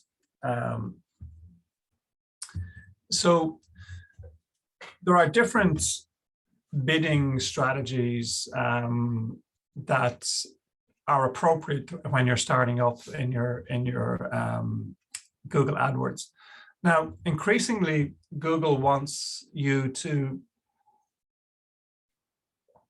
let it decide everything for you, sort of a black box, which, generally speaking, we found, particularly when they bring out new algorithms, it takes quite a while, maybe a year, 18 months for those algorithms to bed in and actually get very good. But to be fair to Google, over time, generally these appear, or these improve to a point where they do deliver, good results. So depending on, what your return, what you want to get out of your campaign, there are different sort of bidding strategies that you can use, and they go from target cost per acquisition. We talked about target return on your ad spend, maximizing your clicks, etc. But the key ones, just to keep it a little bit simple, I go through three particularly. So the first one is manual bidding, or manual cost per click. Which is the one that we picked in the campaign that we set up. And there is a option where you can select enhanced CPC, which is sort of a little bit of a halfway house, and it's a good option when you're starting out. So basically what this allows you to do is to set the maximum amount cost per click on average you're willing to pay for a click. So again, if you know that your average order value is €100, if you know you have a conversion rate of 2%, therefore you have to get 50 clicks to get one sale, then you know that if you allow Google to spend €2 on a click, well then that means they're going to, in theory you could spend €100 to get one sale, which is all of your revenue. So that's clearly not a great result. So in that case, you might say, okay, maximum cost per click, I'm going to set at 50 cents, which means that I know that hopefully I will get 50 clicks at 50 cents, which would be €25. If I get a sale at 2%, that means I'm paying €25 for each order that I receive. And that's ideally what I want. So that sounds all good and simple. The only challenge is that if you set a max click of 25 cents, of 50 cents, then you may not get any clicks if there's a lot of competition. You may not even get many impressions if there's a lot of competition for that. So it is, you need to be a bit considered, and very often you probably need to start out with setting a higher cost per click than you will be comfortable with, but that allows you to get results, get clicks, see what's happening, and then begin to adjust your cost per click down over month 2, month 3, month 4, and optimize your campaign that way. Now, it doesn't mean that every click will be maximized out at 50 cents. Google will also, bid higher. Sometimes it would think there's a good chance of getting a sale, but over the course of the month, it will average out at your max cost per click that you set. I think it's a good starting point for many people because it means that you're maintaining control over your costs. And if that's an important thing for you, then that's the way to think about it. If you're not so worried about costs, but generally people on smaller budgets are, I think it's a good starting point. The reason we start out here is mainly because for other bidding strategies that we're going to talk about in the moment, particularly, maximize conversions or target ROAS, your Google account needs to have at least 15 conversions in the previous month to work well. So, we would start out with using cost per click, and we would run that for a month or two until we get, conversion information into the account. Then once we've got 15 conversions, we can begin to consider some of these more advanced bidding strategies. An equally good starting point for people might be maximize clicks. So with manual cost per click, you have to do, some of the calculations that we just did in Keyword Planner, all of that sort of forecasting, trying to figure out what a realistic cost per click looks like. But alternatively, you can set up your campaign, set it up with maximized clicks, and then Google will automatically adjust your bid in order to try and get the maximum number of clicks for your budget. So again, you've set the €5 a day or €10 a day budget, so you're protected, in that Google won't spend, more than that on average in the month. And then just let it run and see what happens in terms of, Google trying to get those clicks for you. What you're looking to learn after the first month or so is what is your average cost per click, because that's going to determine how good your results are. Because it's just a question of maths, where you have a cost per click multiplied by a conversion rate giving you a result. If your cost per click really climbs high, then your return on your ad spend is going to be more difficult. And as I said, sometimes we want to get to a maximized conversion bidding strategy. That's one we like, or a target CPA even, but without 15 conversions a month, they won't work very well. So this is a way of trying to maximize the volume of traffic you're getting in the hope that also gives you enough conversions to look at some of the other bidding strategies.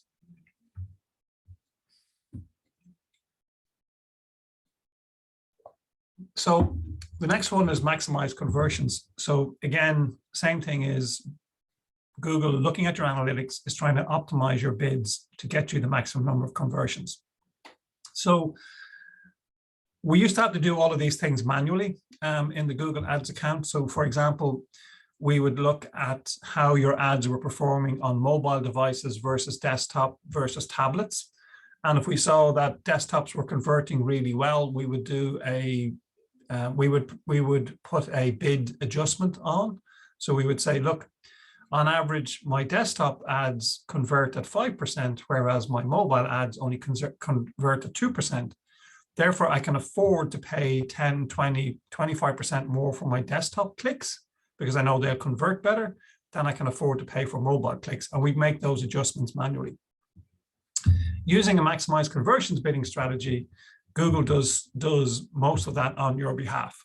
Now, you can still go in and do adjustments, but it's probably a better, when you have enough conversions in your campaign and in your account, then this is a good option to pick, because it allows Google to go figure these things out for you. Now, that advice has changed. Like 18 months ago, you would have been saying to customers, or maybe 2 years ago, don't use these automated bidding strategies because they were new. They didn't work particularly well, but they've bedded in pretty well over the last 2 years, and they're now pretty good to be used. Same thing, you can set a target ROAS. So, you know, as we said, this is a calculation where I have 10 euros in sale. If I've spent 2 euros in ads, multiplied by 100 gives me a target ROAS, or a ROAS, a return on ad spend of 500%. Now, this is useful where you have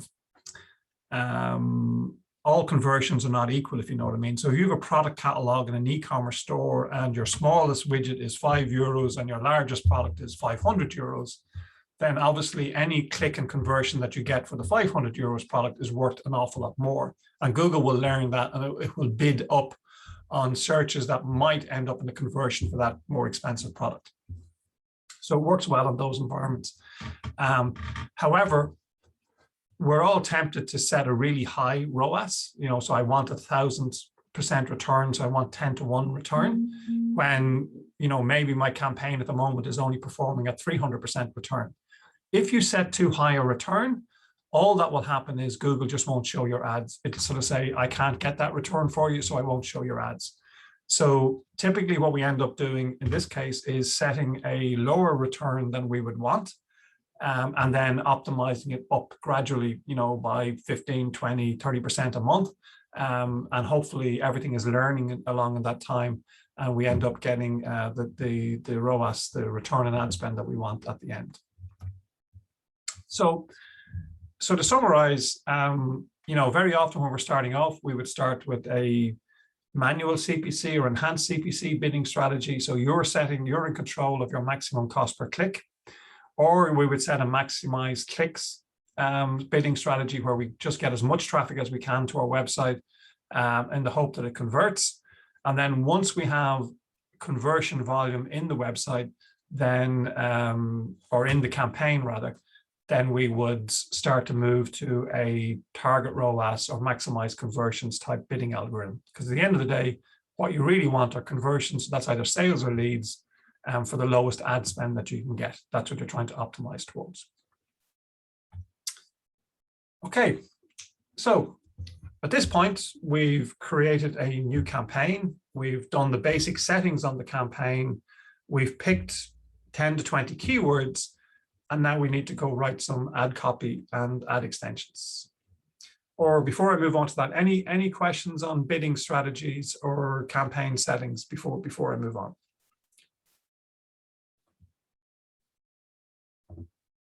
Okay, I don't see any new questions coming in, so we'll move on.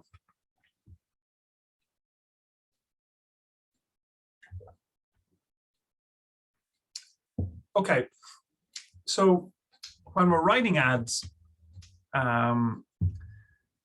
we have to remember first principles. While we've talked about quality scores and making sure that, you know, it works from a Google point of view, at the end of the day, you have to remember that you're always talking to people. It's a person that's looking at their mobile device or looking at the screen, reading your ad. And you got to think about, like, is this something I would click on? Does this sound appealing? Does the ad make sense, or is it just a bunch of keywords jammed together? And does the ad landing page answer the promise set in the ad copy?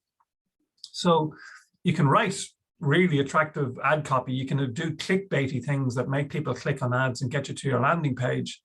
But if when they land on the landing page, it doesn't match what they saw in the ad, then you're really wasting your time, because they're not going to do anything on that page, because you've sort of, you know, lured them there under false pretenses, if you like. The other thing is, how many ad groups do you need within your campaign? And the answer to that is, you need to group your keywords around a very common theme, and to try and keep the number of keywords you have in an ad group to a small number that are really specific to, you know, that theme or that one term. So, for example, to go back to my charcoal example, if you might have an ad group that is really focused on charcoal, best charcoal for the barbecue, etc. So you would group all of your terms that included charcoal and barbecue into one ad group. You would write an ad that talked about charcoal for the barbecue. If you also did wood chips for smoking, for food, for example, you would set a different ad group talking about wood chips, best wood chips for smoking, how to do low and slow cooking with wood chips, those types of terms, and you put them in a separate ad group. So it's really trying to keep as specific the keyword with the ad copy with the landing page. And that takes a lot more work, maybe. Some people just dump a whole pile of keywords are relevant into their business. They write a generic ad that talks about their business and they land them on their homepage. And if you're lucky, that might work. And maybe if you want to do something in a hurry to get something started, yes, you can do that. But ultimately, over time, to make a Google AdWords campaign successful, you need to have different ad groups, very targeted. The more targeted you can be, the more likely you are to be successful, basically. The next thing to understand is there are two types of ads in Google Ads. So there's what we call responsive text ads and expanded text ads. And responsive text ads is basically where you give Google 10 to 12 headlines, and Google will pick three from those and just keep trying different headlines to see which works for you. And equally, they give you 4 descriptions, and it'll pick 2 of those descriptions or 1 of those descriptions and keep changing them to try and see which ones work. Expanded text ads and they're going away later next year, but just for completeness, we'll talk about them here. Expanded text ads is basically where you write the headlines, 2 to 3 headlines, description, so you have more control over what actually appears in your ad. We would generally say good practice is to have in each ad group, 1 responsive text ad and 2 expanded text ads, and that has been the guiding principle for the past 2 to 3 years.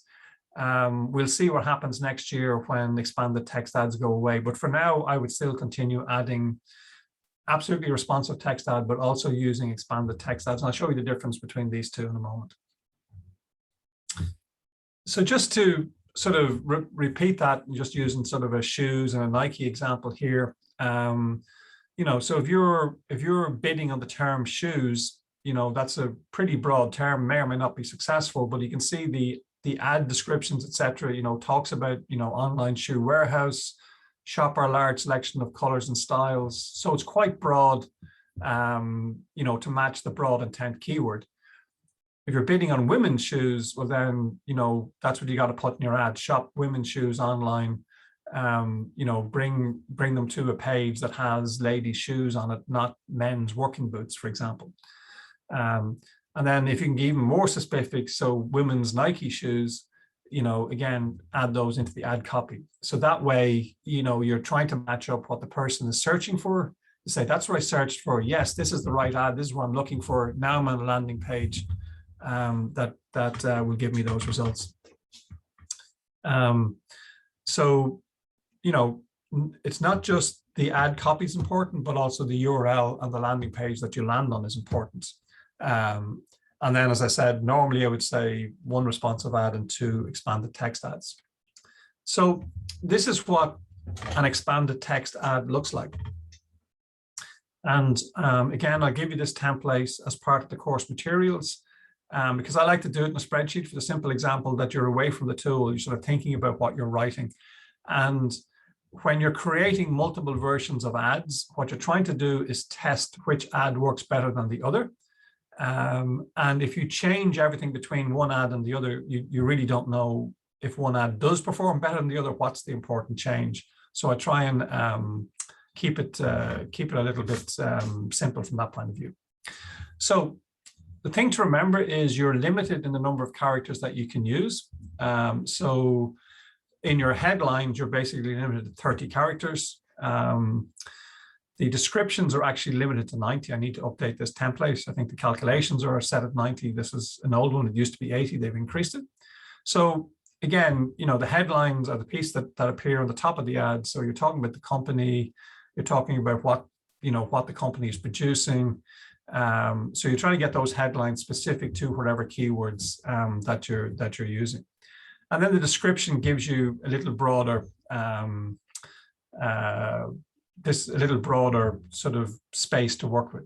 So these ads are sort of typical for a general brand type set of ads around, you know, the charcoal company who's selling barbecue sauces, rubs, and charcoal. So you're trying to explain what you're selling, what your specialty is, you know, fast delivery, some of the USPs, trying to include those into the ad copy. And then the second part is the display URL, which is the one that's in green. So the display URL doesn't go anywhere, but it's an opportunity to get some of the keywords and the language into the ad that's important to us. So again, we're trying to make the point here that the great charcoal company is a barbecue specialist.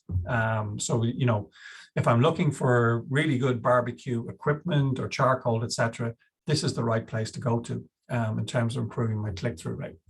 So basically, this is what you need to define to create an expanded text ad. So 3 headlines, 2 descriptions, a display URL, a final URL, which is where the traffic will go when they click on the ad, and they just need to be lined up.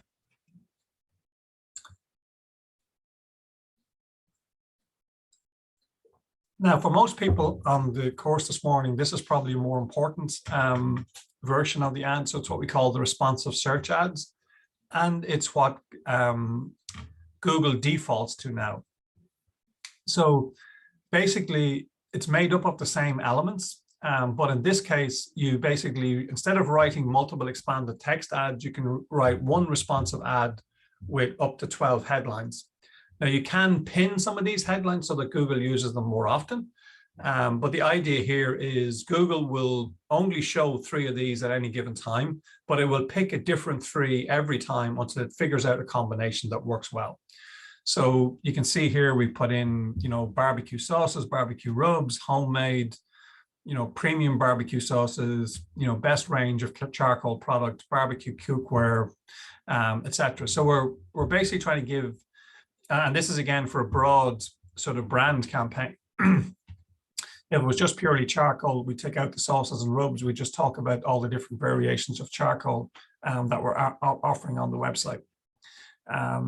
So it's about, the only thing you need to consider about, you don't know which 3 Google will pick, so you have to try and write them in such a way that hopefully they make sense when they all come together. And finally, then descriptions, the same idea. You know, you're trying to get some of the you know, key selling points, you know, fast delivery from stock, free shipping, all homemade and available, order now. We're talking about the sauces and rubs, you know, order now for fast delivery. So again, just trying to make sure that you're getting across, you know, terms that are relevant to the keywords that people are searching for, and, you know, are getting your unique selling points across as well. The red -3 in the bottom right-hand corner basically means that I've overrun the description field, so I need to go back and reduce the characters in that line by 3 to get back to the 90 characters that I'm allowed. So very often that means you change the "and" with an ampersand, for example, and that would allow me to take out you know, 3 characters to get me back to the 90 characters. Because if it's longer than that, it won't approve your ad, it won't show. So you have to fix that before the ad will actually show. The other thing to say about your ads is to include a call to action. So, you know, get, buy, shop, learn, all of those sort of terms are all good. And don't use click here. Because that's generally against Google's ads policy anyway, so Google will disapprove your ad. But the assumption is, from Google's point of view anyway, is that if you see an ad, what you're going to do is click on it anyway. Be careful with punctuation. You know, they can put in 1 exclamation mark, but don't do doubles and triples. Again, that's against Google's policy. You know, so just be careful on punctuation. You can use it, but don't overuse it, is generally the advice. Actually, there's the punctuation chart. because Google will review every ad and approve it or not approve it depending on its policies. So these are sort of the ads, if you like, as you see them. So you can see the financial fraud and ransomware, educate your employees. So they're the headlines piece. You can see the piece in green, which is the display URL. And then we're into the rest of it are what we call ad extensions. So there are a couple of different ad extensions that you can add to your ad.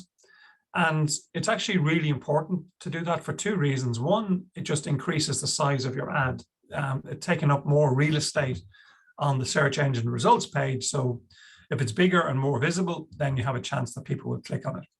And by and large, ads that have extensions have a click-through rate of 10 to 15% more. So that's important. If you're a local service, particularly and looking for a local business, and therefore mobile searches are really important, then it's really important to add location extensions and call extensions. And location extensions, again, are best served by connecting your Google My Business profile. And call extensions are basically where you see that number, like at the top of the ad here, 01961, for example. And that means that on a mobile phone, they can just hit the click, hit that, and it'll automatically dial that number for you. The thing to be aware of is sometimes that will drive a high volume of calls that aren't good quality, particularly famous ones. We do ads for dentists, you know, and you're the dentist clinic that you're advertising. People will just type in their own dentist name. They don't even look. They see a phone number, they click on it. So they're ringing the dentist practice that's advertising, thinking they're ringing their own dentist. So you will get typically a number of, I won't say nuisance calls, but calls that aren't useful. But at the end of the day, in many cases, particularly for local services, a phone call is what you really want. You want a customer to ring you. Once you have them on the phone, then you have a chance of converting them. It's very convenient. If I'm searching for something, I hit call, I'm talking to the business, I know I'm on the way, rather than have to go to a website, find a phone number, and then ring them. So calls for many businesses are an underestimated result, and it's really, really useful to have them.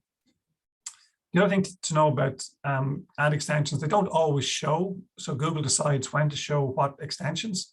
So you need to make sure that your important text is actually in your headline and your description, because that's the things that they are the things that always get shown. So we look at creating some of these extensions in our campaign in a moment when we go back to the Google AdWords. And actually, we can do that now. So any questions before, as I go back to the campaign to look at ads and AdWords?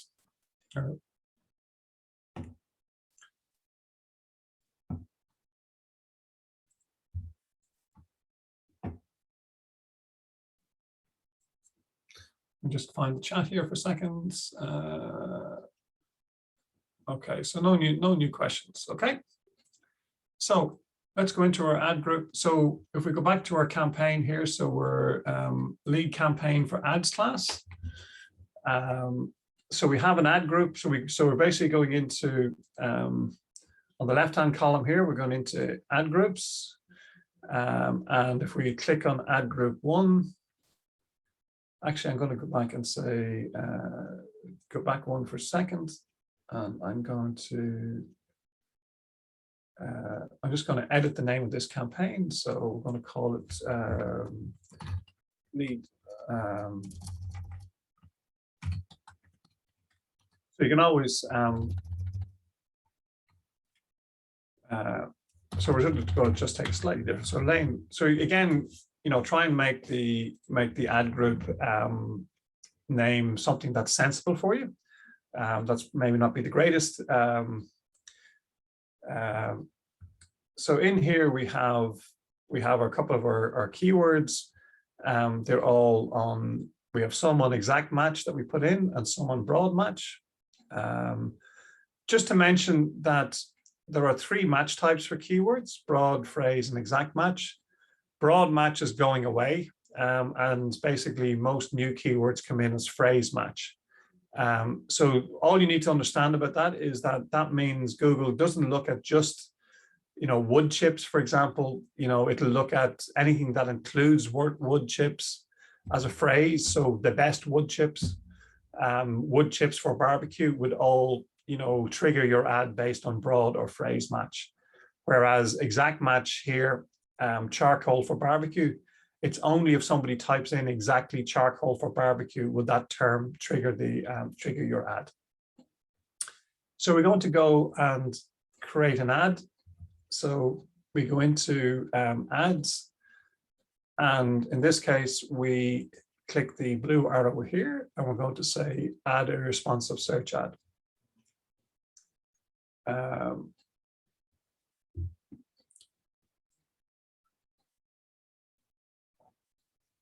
Okay, so this is where you get to add in the elements that you have and that you sort of created in the template that we looked at.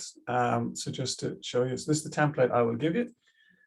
So the reason I like to sort of do this in a spreadsheet, because it just allows me. It's easy to think when you're looking at a spreadsheet rather than in the tool sometimes, and then I can look at these, review these later, and say, okay, I want to copy this, but I only want to change this, this, and this, like 2 or 3 of them or something, and it just allows me to manage them a little bit better over time. So anyway, let's go back into our campaign. So first thing we add is the URL. So again, this is a little bit bastardized, this sort of ad, because we're obviously using a URL that's not appropriate to charcoal. We then put in, as I said, put in the display URL. So in this case, we're just going to call it the charcoal specialists, because you want to make sure that people believe or know that you are the guy for the best charcoal, in the location or in the country or wherever, right? So then we add in basically our headlines. So, and you can see the ad building up over here on the right hand side. So we can say, so we say, I mean, very often we put in the brand, so the Great Charcoal Company.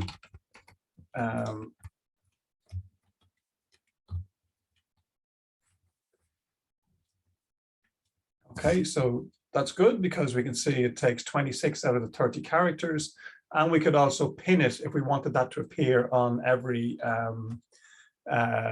in any position or in every ad, if you like.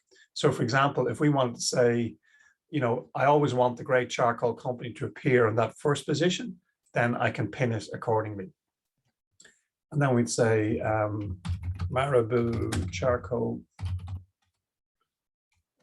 for barbecues.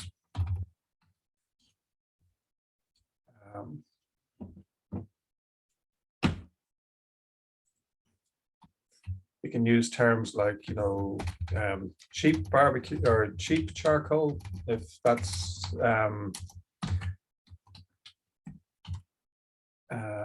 one of your things. So you can see here, so now we have the Great Charcoal Company, cheap charcoal, Marabou charcoal for barbecue. So you're being pretty clear in terms of what you're trying to advertise.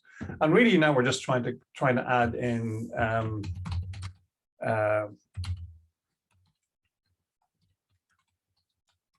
depending on what the value proposition is for your ads or for your business, you can just continue to add in. And the more headlines you give Google, the better score it'll give your ad. So you keep adding here, and I generally recommend that you add 12 different headlines here to give you the best chance of getting the right things that resonate with your audience. So we continue on, we go down, we'll just get rid of these in terms of descriptions.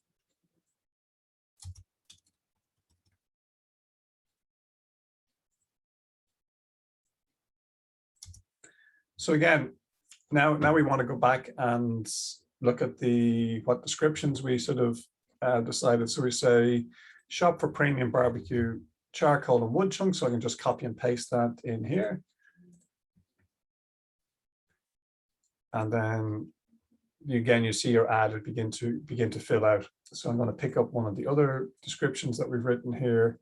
So this is less charcoal, a little broader, but depending on exactly what the campaign is. So you get the idea in terms of, we can see that, we're sort of we're building up this this ad as we go along. Now, you don't need to worry about, unless you're into particular tracking and all that sort of stuff, you don't need to add about the URL extensions. That's basically all we need to do to create a new ad. Now, you generally, as I said, we won't spend the time necessarily to go create all 12 headlines, but you'd want to see this to be at least average or good, and preferably excellent. Now, it's very frustrating sometimes in terms of what Google considers to be unique headlines, etc. But I would definitely always ensure that the ad gets to average at least, because Google will form a judgment on it. If it says it's poor, it's less likely to show that ad if it thinks it's poor. We can add in wood chips here, but you got a balance between adding descriptions and headlines that are relevant to what you're talking about, rather than putting in random stuff as well. So as I said, normally we would add in at least 12 here to get that score up. Right, now here are the key extensions that you need to add. So your site link extensions basically allow you to link deeper into your site. So definitely you might have an About Us page.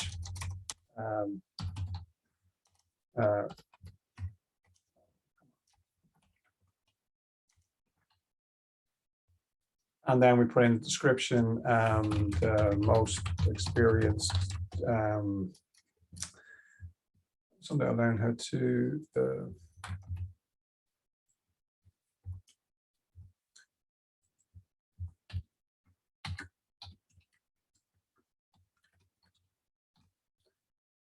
okay, so what happens here is we've gone over the 35 limit.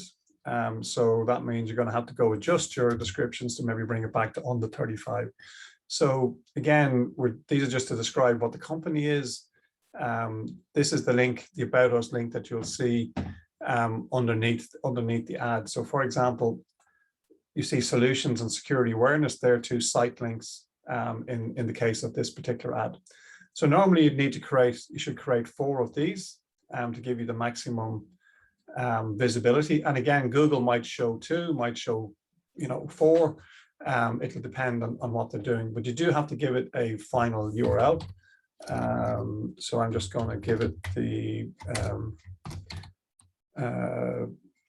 final URL of my own site here, just for and those URLs have to be unique, so you can't repeat those URLs in different site links. So the next site link will have to go to a different page of your website, but it gives you the ability to highlight 3 or 4 other key pages in your website as part of your ad, and very often those ones can actually give you decent click-through rates, and indeed give you conversions as well. So call extensions is the other one. So you can create both campaign and ad group level call extensions. So this is as simple as adding in your the number you want to appear. So we just pick Ireland's, and we can pick put in my own number here, so 086-222-7986. And what that allows us to do is actually track that as a conversion setting within the campaign. So we would normally say use call from ads, so you can see how many calls that you get, particularly from mobile, as a conversion event. So you go in and you look at your campaign results, and you can see that I got 50 clicks to my website, and you can decide how they converted, and I got 20 phone calls. And again, you just need you should have a way of measuring whether those phone calls were useful, turned up as leads, or whether they were just tire kickers or useless. But you certainly will get call volume using call extensions. And then there are a couple of other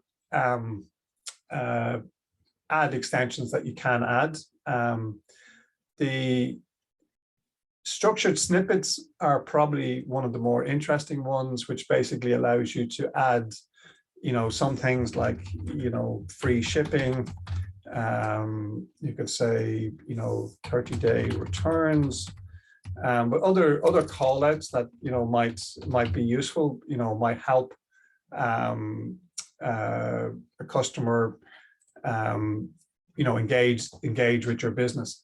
App extensions are for app installs. We won't talk about those this morning. The other one is also price extensions. So again, for an e-commerce store, you can go pick a small number of categories or products that you might want to highlight in the ad. So again, the general advice is, create at least the site links, call extensions if that's appropriate, and add those to your campaign, because they will add to your click-through rate. Okay, so let me go back here. So now we have our campaign. So it's our main lead gen campaign. We have it set up for maximized clicks, so we're going to get the maximum amount of clicks. We're sending it to our website, and then the one thing, we've picked our set of keywords, which is 5 to 10 keywords here. We've added our ads, and we've added our extensions. So this campaign is now pretty much ready to start.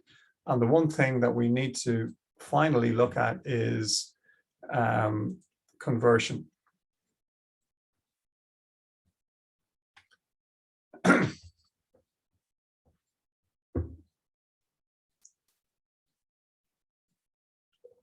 So we need to go into tools and settings, as I did here, click on conversions and say add conversions.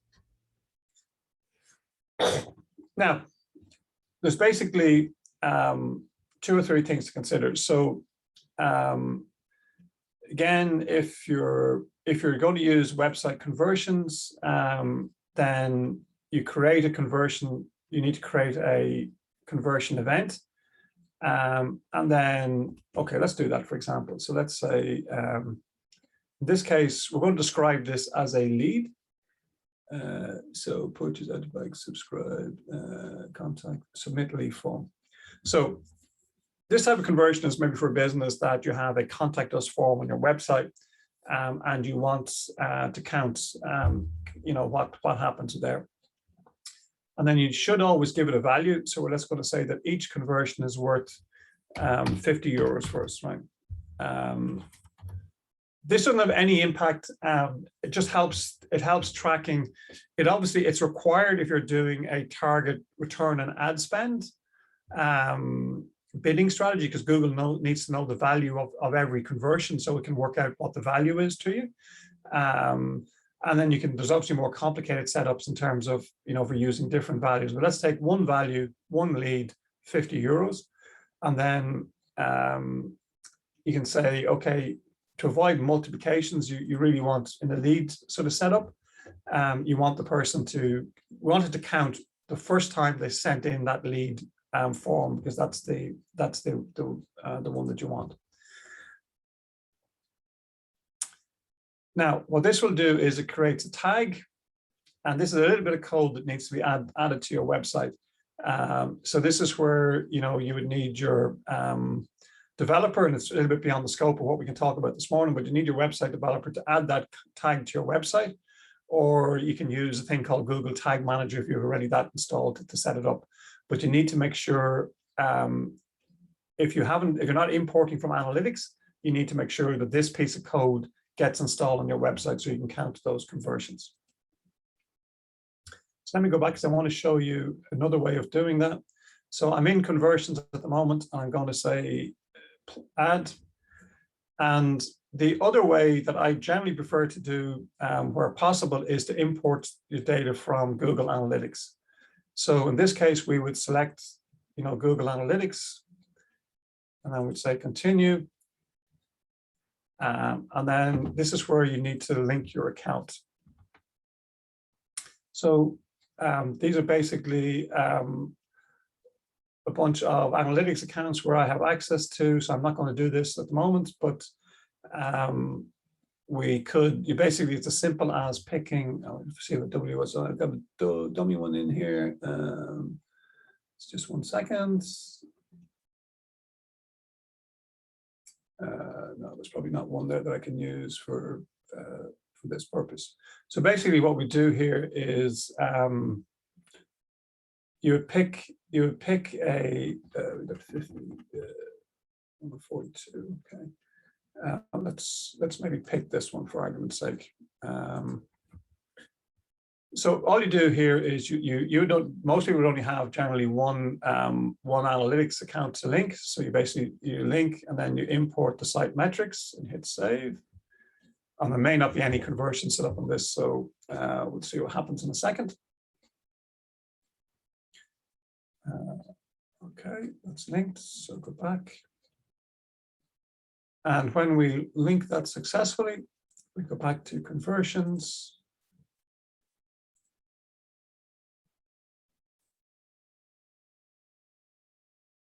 And then if we go add, and we go import, we go to analytics and continue.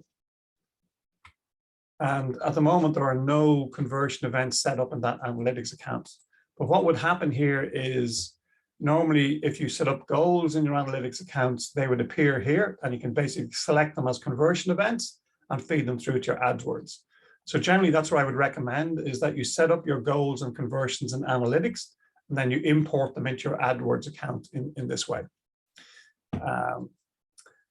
Okay, let me pause there for a second and see if there's any questions.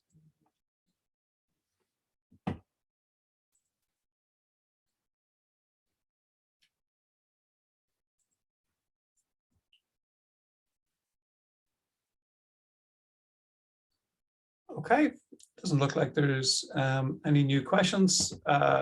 So let's go back to the charts for a moment.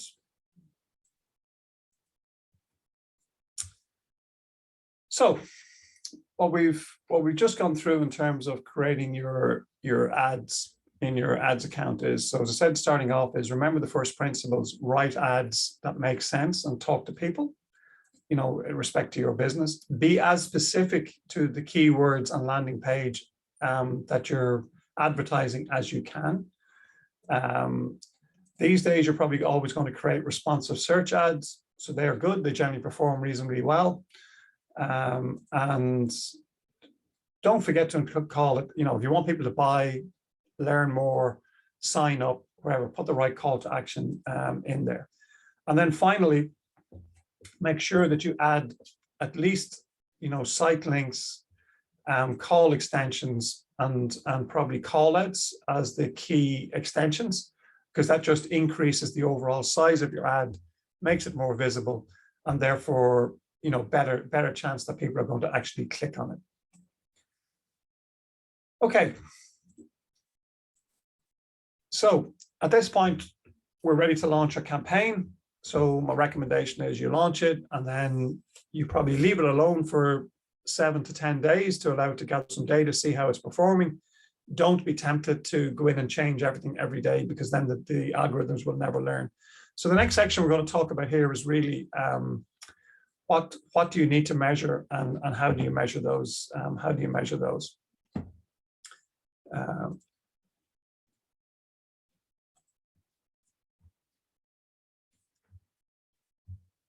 Okay, so what you're going to get in your ads account is an overview graphic, which is the top left-hand corner. We'll go and look at one for later.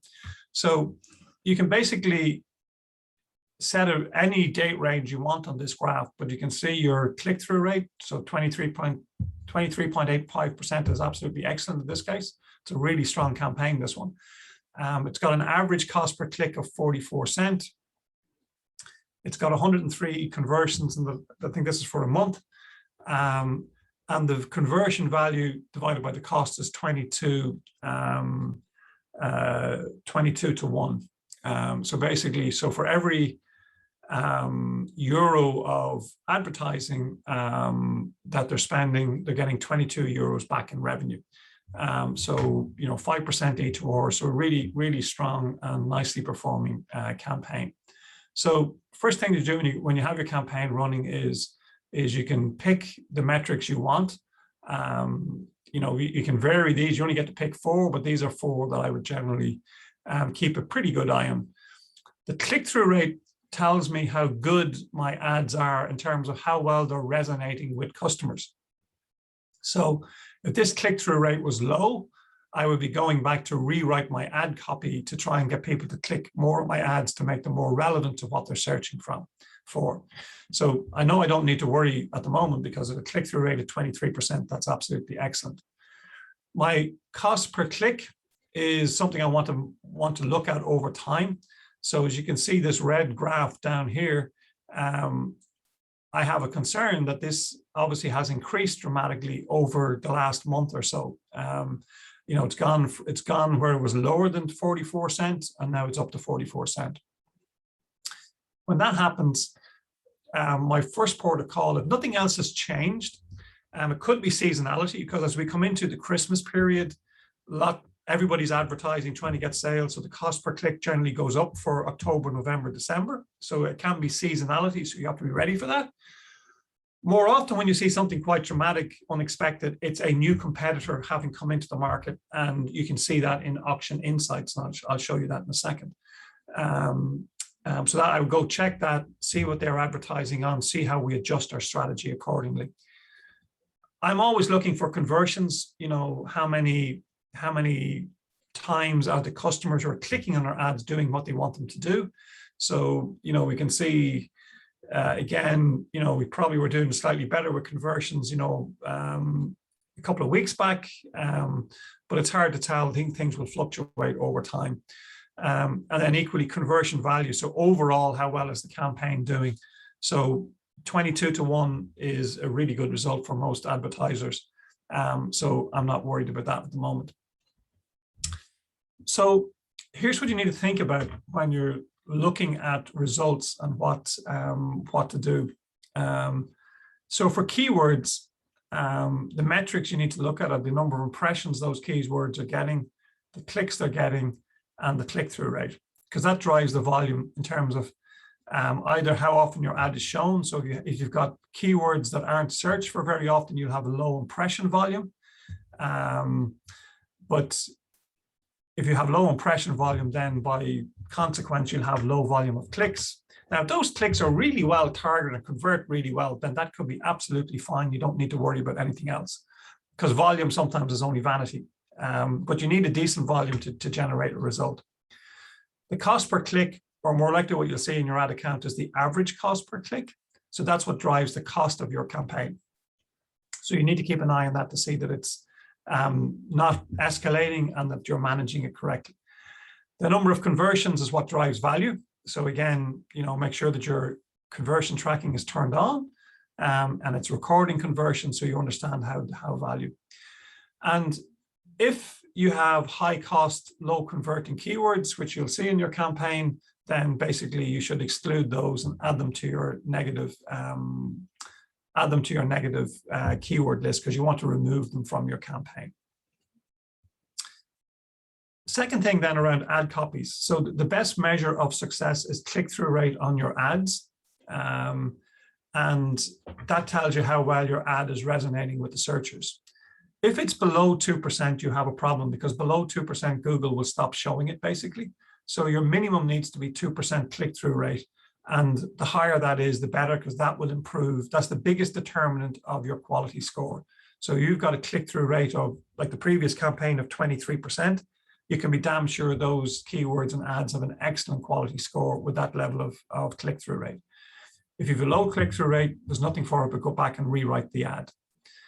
And then finally, what we actually don't often think about is one of the most important elements of a campaign is how well your website or your landing page works and what the conversion rate is. And if your conversion rate is low, and by low, I mean lower than 2.5%, 2%, then you probably need to look at building a dedicating landing page for this campaign that, again, is really focused on what people are searching for and to try and improve the conversion rate that way. It could be your product's not a good fit for market, by the way, as well, or it's priced incorrectly and those sort of things. So yes, you can look at those things as well. But if your conversion rate, when we looked at the keyword or the forecasts, you saw the difference of when you have a 2% conversion rate versus a 1% conversion rate basically doubles the cost of your campaign.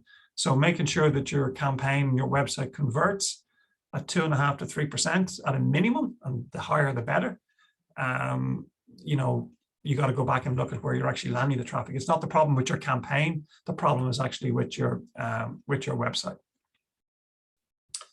Okay, let me step through a couple of optimization sort of thoughts, or I'll pause there. Any questions on metrics?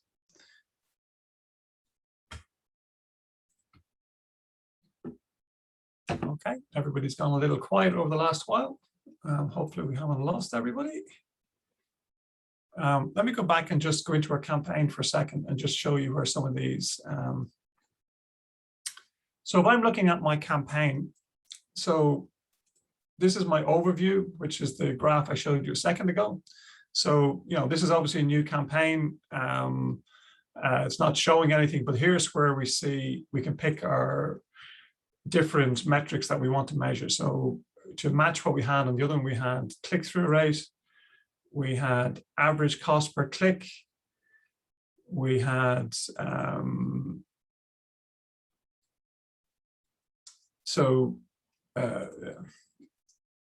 then we can pick conversions. So I'm going to pick all conversions, and we can pick either total cost, or indeed if you wanted to look at conversion value divided by cost, which is a return on ad spend. So this is how you set up your overview chart within the campaign so that you can track what's happening.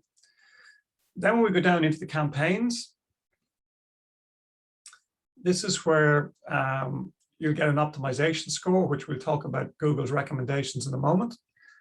You can see the cost, you can see the number of clicks, the average cost, the number of conversions, and these columns you can modify. So you can always go in and click on columns here, modify the columns you're seeing, and pick different ones if for any reason you want to look at different selections. But basically, clicks, click-through rate, costs, impressions, average. These are the metrics that I always like to look at my campaign, because I think they're the ones that gives you the best view. Now, in more sophisticated ones or bigger campaigns, we're trying to optimize in a different way. We'll pick up some of the other metrics here, but I think for most basic campaigns, these are the key ones that you need to look at. So that will allow you set your columns here to see what you're looking for. The next thing under keywords,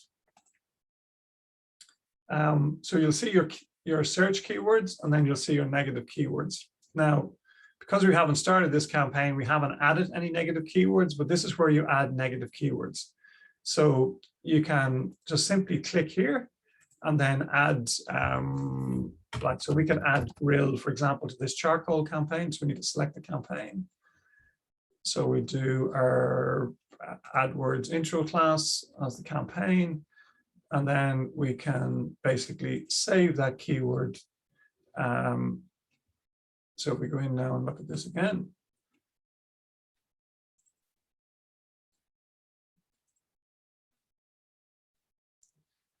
sorry, I want to look at whether that's, so I've left this as a broad match. So if I go edit this, so I can edit the match. So in other words, grill, like anybody that's searching for a grill is not looking for charcoal in this case, so we leave it broad match. If I just wanted to remove somebody who searched for, let's say, the charcoal grill square, which is an example of a search that we saw, then I just want to remove that exact match. I just set it as exact match, and then it'll just remove that term itself. The one other thing I'd also mention about keywords is you also have the ability to create a list. So if I go into my tools and settings again and go over to negative keyword lists, we can actually create a list here that you can apply to multiple campaigns. So my general, so you don't have to repeat this for every new campaign that you have. So general list. And then we might add in whatever we want to do here. We never want grill. If we wanted to do charcoal filter. If we wanted to do, the one that we saw was charcoal shaker kitchen. So any terms that we know are never going to be relevant, you know, to anything in my campaigns, I can save them to a list. And then when I create a new campaign, I can actually add that. I can add that list to a campaign. So I can pick up all of my campaigns and say, I want to apply that list now to all the campaigns in my account, and done.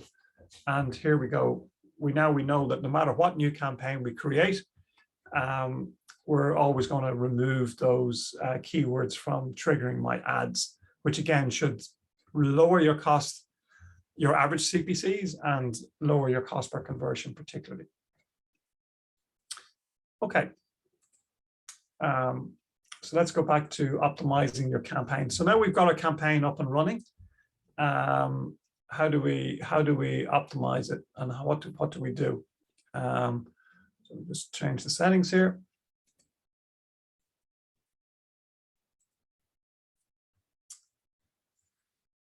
Okay, so the best advice I can give anybody starting out on this is sort of, you know, resist the urge to look at your campaigns every day, and making changes every day. Because if you do that, you basically don't allow the algorithms to learn, you don't allow them to adjust, you don't allow them to settle in. So if you have a campaign running, review it, you know, look at your, you know, keywords that are triggering your ads, look at your click-through rates. Do you need to, you know, adjust your ad copy, etc. So take some time, review your campaign, analyze anything that needs to be changed, make those changes, and then leave it alone for 7 to 10 days. Don't go back in tomorrow and change something else, because the process, you know, need to learn. And then in 7 to 8, repeat the process, review, see did those changes make any difference.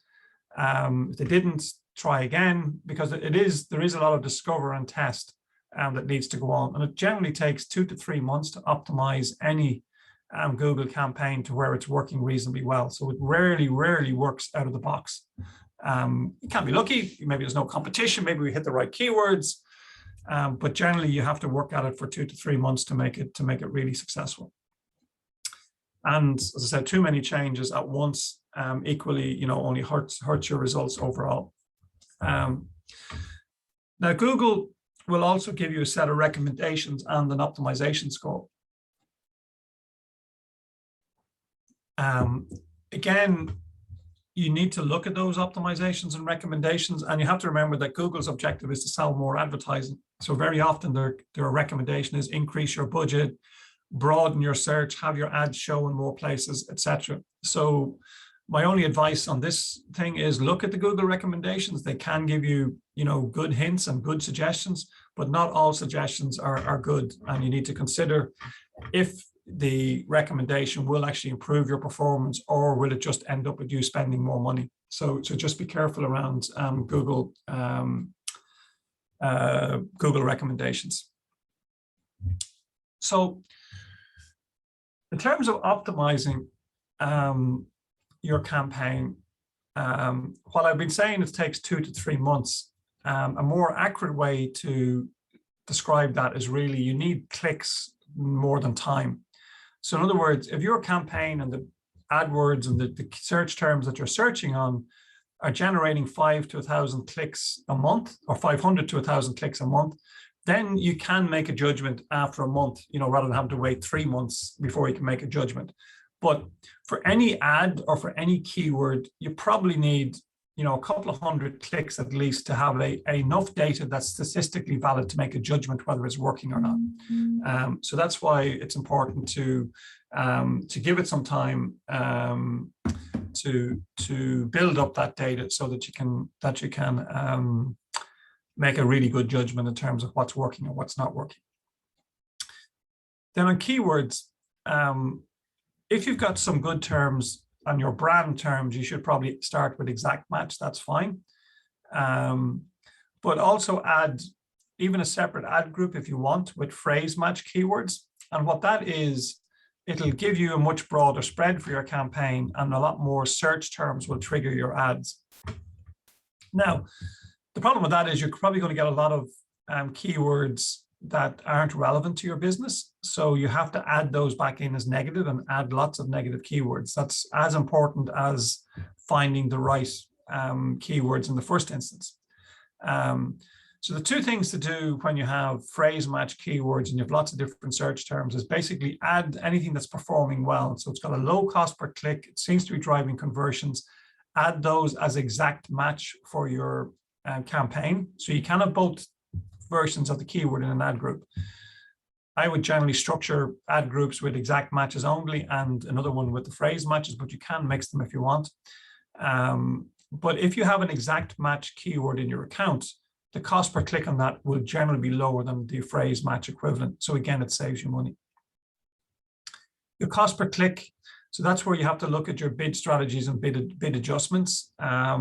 So obviously you can manage your cost per click more closely with, manual bidding, but then that means your ads may not be shown that often. The automated bidding strategies work reasonably well when you have some data in your account. So after month 2, month 3, when the account is up and running and has some data, then you have a decent chance to actually go use those automated strategies. And you don't have to be number 1 to actually get a good result. So sometimes even your ad appears 2nd and 3rd, then that will be a cheaper cost per click for you, and it may indeed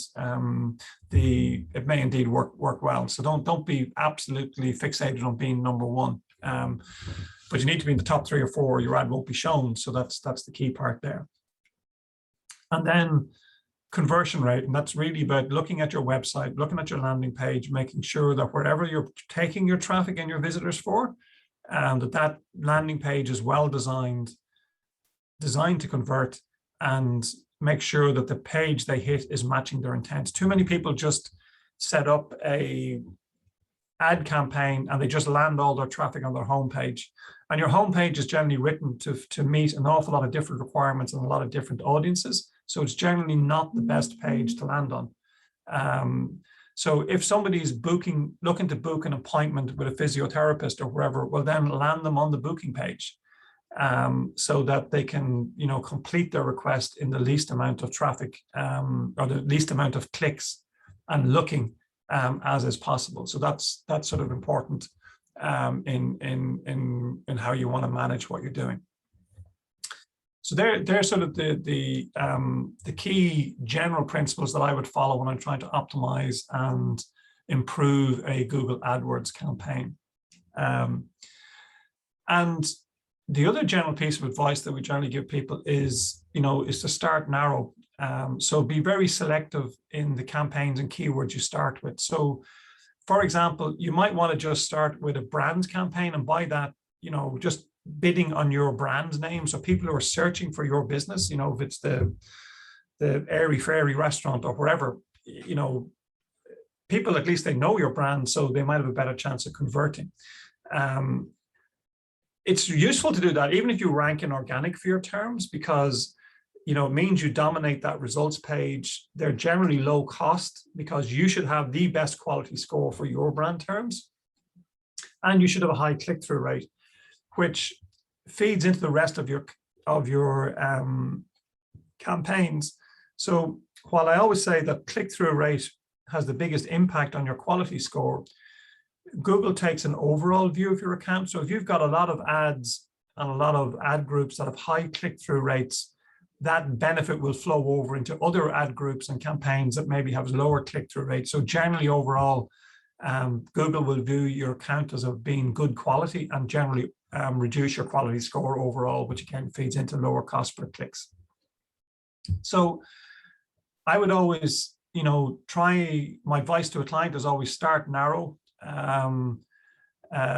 You may not see huge results, but at least you're spending money that hopefully is converting. You're not wasting money, because it's really easy to spend lots of money on clicks and impressions and not get any result. and then get disheartened and move away from it. So keep your keywords maybe exact, maybe narrow to start with.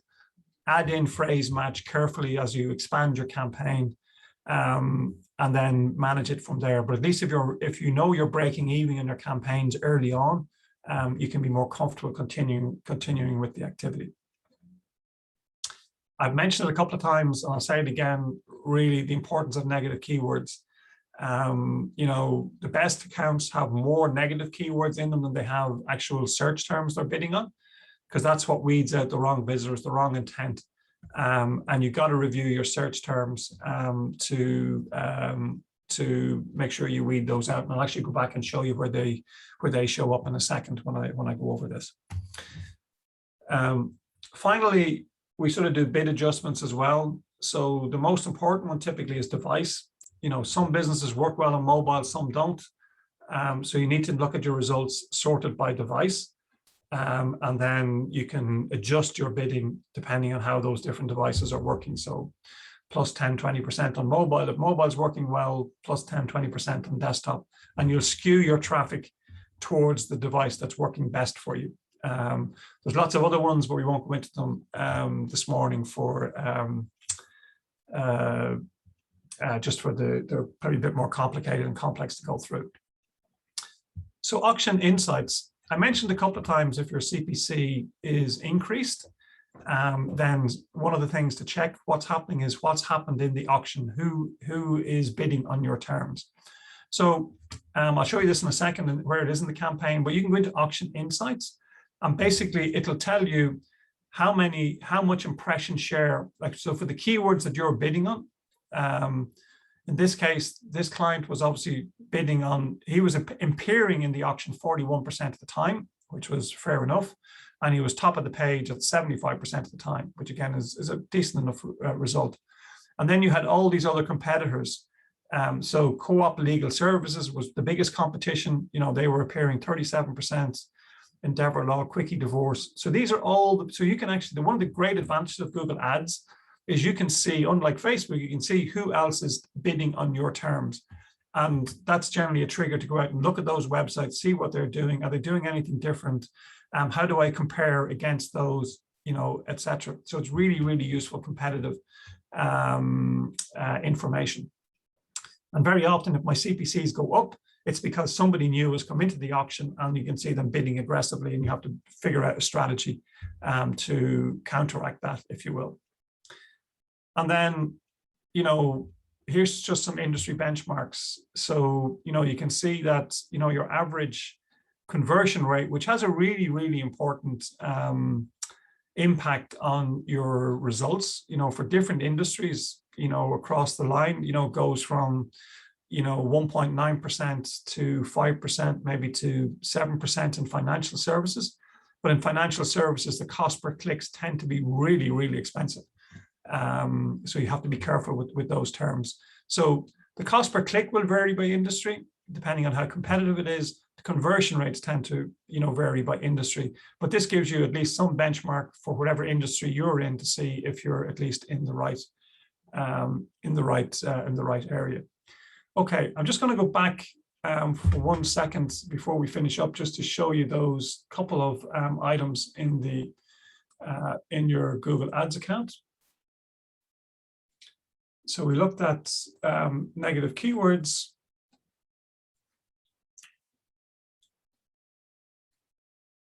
I just want to show you the auction insights because that's a really useful and important piece to look at. Just going to wait for Google to come back to me.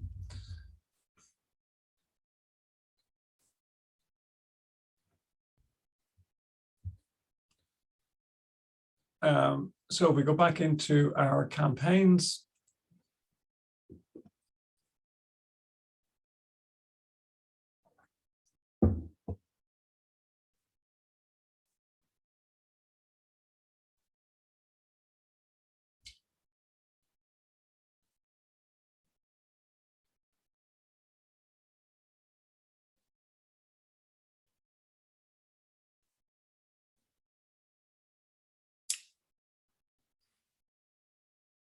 Okay, so if we now we can pick, so the first thing you need to do is pick your campaign. So we look at the lead campaign for ads classes.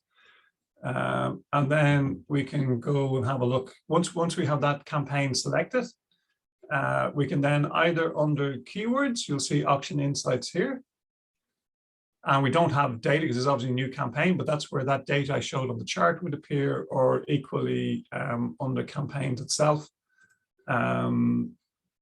When we go back to, it'll appear under campaigns as well. So we've auction insights here. So that's, I say, a really useful place to go to figure out what's happening in your general marketplace.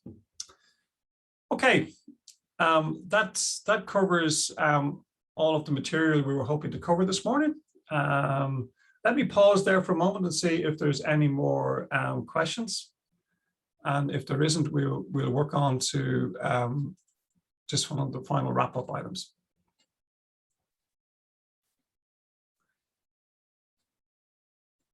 Okay, so can you recommend any SEO or WordPress courses? I'm not sure if the not off the top of my head, to be honest. There is a lot of stuff, obviously. If you want to self-learn, there is a lot of stuff out on YouTube.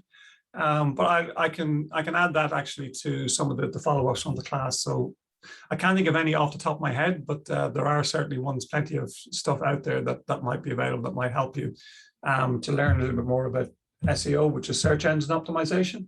And the two things do go hand in hand, because the better your website is optimized for search engines, so SEO, actually generally the better your paid search campaigns will perform as well, because they do feed into each other. But I'll have a look to see what else. The Leo may provide some of those, particularly on the SEO side, but I don't think they provide anything on WordPress though. Okay, if there's no other questions, I'm just going to move on to finishing up with a couple of pieces.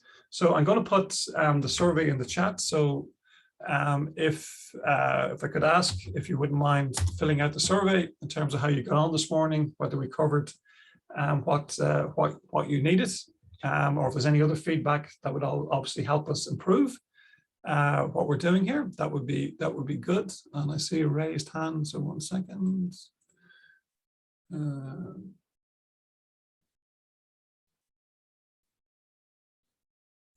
Raised hand. Who raised their hand? Alma. Alma, I've just unmuted you. If you want to, did you want to ask a question or ask something?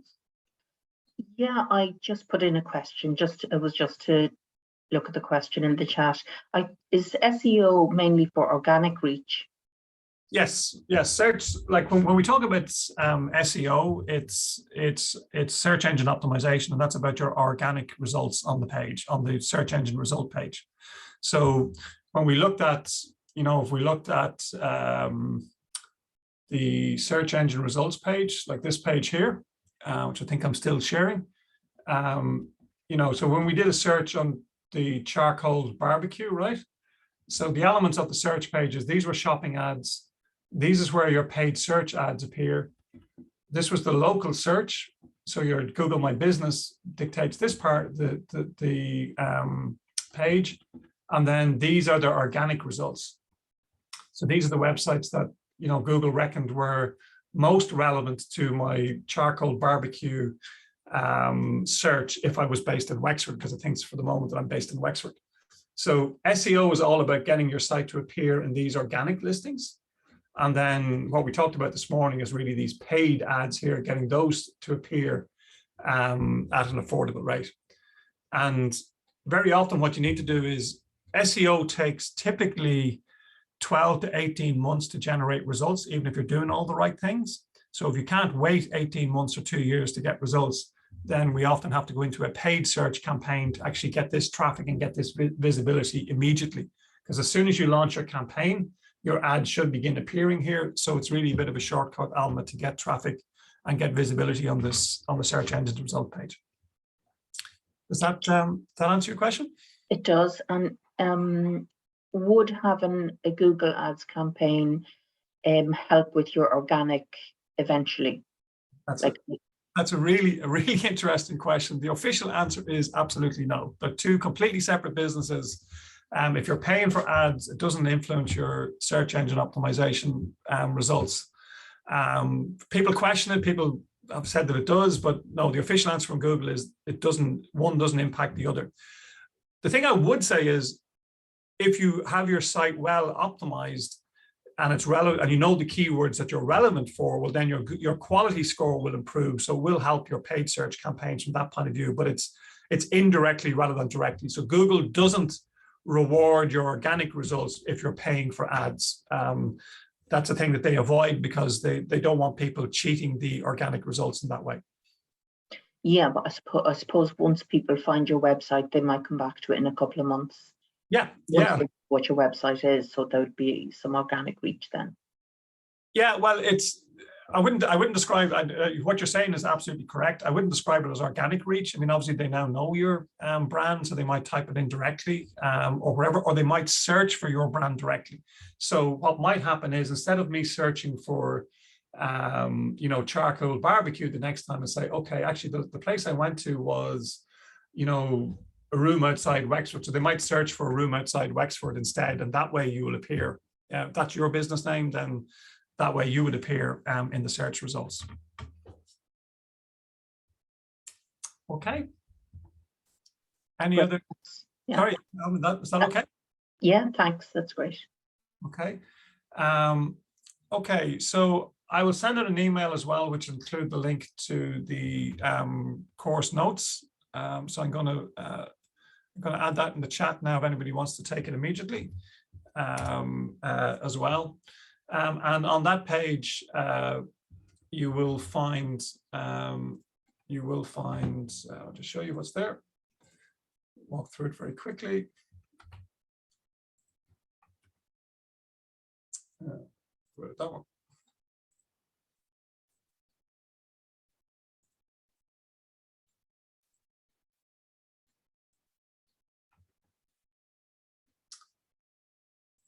Sorry.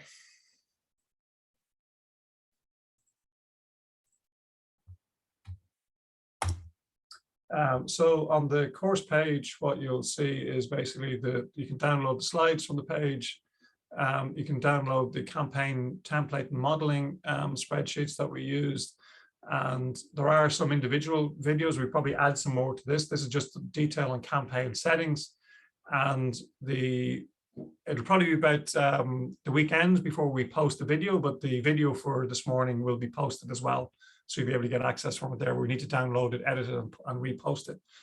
So if you give a day or so, then you can duck back into the video for this morning's class as well. And the final thing then on my behalf, if anybody was interested in booking some follow-up time with me on one-on-one basis, I'm more than happy to have a 15-minute conversation with anybody if they have particular questions or issues about your Google Ads, or if you're starting off on the piece. And you can book some time automatically on my diary via that link as well. Okay, so thank you folks for staying on this morning. I know 3 hours on Zoom is quite a long time and hard to concentrate for it. So I hope everybody got what they wanted out of the course this morning. As I said, if you want to follow up, feel free to book some time in my diary over the next week or two. We'll be happy to do that for you. And do please fill out the survey for the class this morning. And if there's no other questions, then I'll close the call, and thank you again for your attendance this morning.